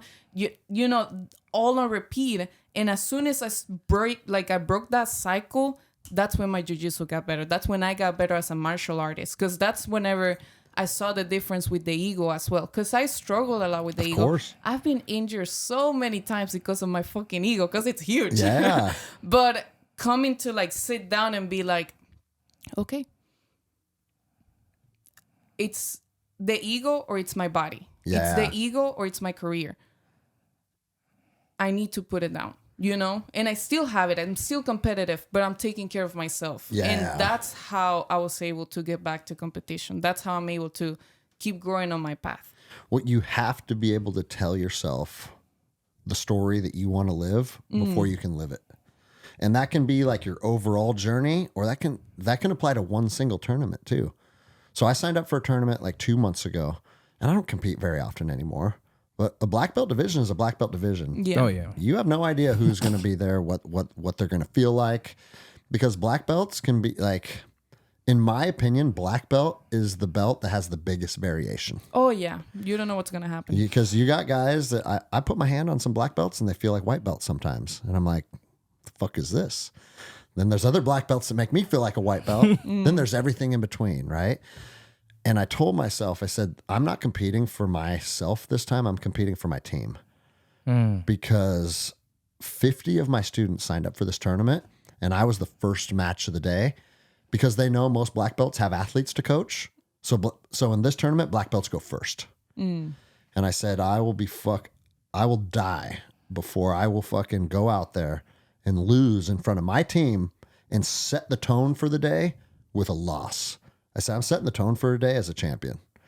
I don't think I'm going to win this tournament. I fucking know I'm going to win this tournament. Again, delusion, right? Yeah. Maybe. I went down there and fucking smashed and got gold. There you go. There you go.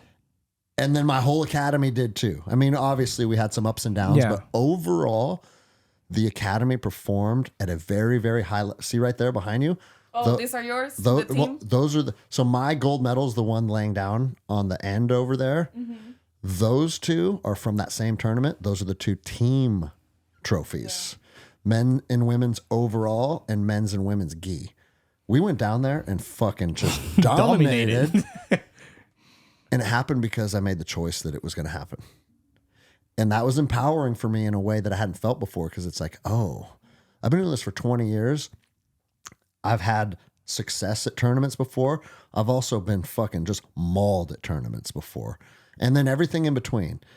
But when I told myself this isn't something that I want to happen, this is something that has to happen, I felt unbeatable. And I was like, dude, I think I'm tapping into something that when athletes tap into that flow state where they know they're going to win, Yeah. good luck competing against those people. And it was a cool experience for me to be able to be that person, really, for one time in my whole career. So then I just signed up for the IBJJF Portland Open as well, which is in September. I was like, I just have to meditate on it and bring that same energy. Oh, yeah. No one's beating me. No. You know, just that's it. And I was like, fuck, man, I'm healthy. I'm strong. I'm strong. My jiu-jitsu's good. I could take this as far as I want to. Why not? Oh, Yeah. yeah. And so that's kind of where I'm at on it right now. And it's when you step into this new phase, it like reinvigorates your love for jiu-jitsu. And I just stepped into a new phase recently. So it's cool to experience that. What weight class do you fight at? Right now, between 130, 135 for jiu-jitsu. Okay. I have a newly promoted blue belt. Her name's Annie. Did you train with her last time? She's from Cuba. Okay. And she's a fucking little savage. But I want to set up a super fight between you guys tonight. Yeah. Yeah. For sure. Let's do it. And I think she's like 120. Okay. And she's so fucking strong that it doesn't make sense to me. Like I'll get a grip on her lapel and she'll go 2-on-1 and Pow. snap. Most men can't snap my grips. And her little ass is snapping them. So yeah, you guys would be great. A great role, great training partner, especially since you got a tournament this weekend. Yeah, on Friday. How far out do you typically have? I tell my athletes like Monday, Tuesday, Wednesday, train hard as fuck still. And then Thursday, Friday, start taking care of yourself. Yeah. And you can still flow and move and get a sweat on, but you don't want to be like exerting yourself to maximum capacity because it takes a couple days to recover from those nights, right? No, definitely. And you don't want to show up fatigued on Saturday. No, for me, since it's on Friday, I'll say today it's my last day of like really hard sparring. Okay, because yeah. it takes my body a minute to, recover. course. So if today will actually be the perfect day, so the next few days I just focus on the weight and making sure I'm good. Okay. Good, dude. We're going to have a good training session tonight. Let's do it. So, dude, that puts us, we're already over 2 hours. Sure. It goes quick, huh? Yes. I'm happy that you decided to join us today, though. Me too. For a second, I almost didn't because I was like, oh, yeah, Luis is going to talk whatever, all the politic stuff. But I went to a restaurant and I was like, you know what? I got some shit to say. You got some shit to say, yeah. So I'm happy I'm here. Man, you're way more in love with jiu-jitsu than I thought. I could see your eyes. Like, her eyes were just, like, glowing talking about jiu-jitsu. Specifically, when you said, like, you started to become empowered, your eyes lit up, your posture got fucking stronger. I was like, that's right, dude. Like, because that right there, that's what I try and give people. And you can't understand it until you feel it for yourself, right? You can see it in other people and appreciate it and be like, man, I want what they have. Yeah. But the only way to truly feel it and know it is to show up, put in the work, and then become someone that other people know are formidable. You've shown up, you put in the work, and now you're not the weakest link anymore. Well, once you're not the weakest link, stand the fuck by. I love it, dude. Yeah. Any final words, guys, before we wrap it up? Not really, man. Just thank you for having us. And next time I show up, I'll make sure I have my better belt. Yeah. You're gonna go now. Yeah. Your better belt. Yeah. as far as ceremony goes, is that something? I mean, you guys already talked about feeling the value from it and, Yeah. and being appreciative for it. Is that something you guys are going to continue to partake in? Oh, for sure. Yeah, definitely. 100%. All right, my next one's October 4th. Okay. So that's a ways out. But that's my next one up with Tyler and Dawn. So if you guys are interested, get on her list. Oh yeah. Because I know they go fast now. Yeah. Oh my God. I even heard that yesterday there was no space for nobody else. Like I was like, oh my God. So no, definitely. When you go with the right intention, it's gonna help you a lot. Because I also see some other people going. This is my second time, and I see some other people like going, like they don't know what the fuck they're gonna do, and it doesn't work. Yep. No, you're right. You know, I also see some other people like, oh, I thought I was gonna find it. No, like, you think these people are gonna do fucking magic on you? The magic is inside of you. That's right, dude. You have to bring it out. Yeah. So I think that's one of the most important things. And believe me, we have a lot of fucking intentions. Fuck yeah. All right, I appreciate you guys. Thank Thank you. you.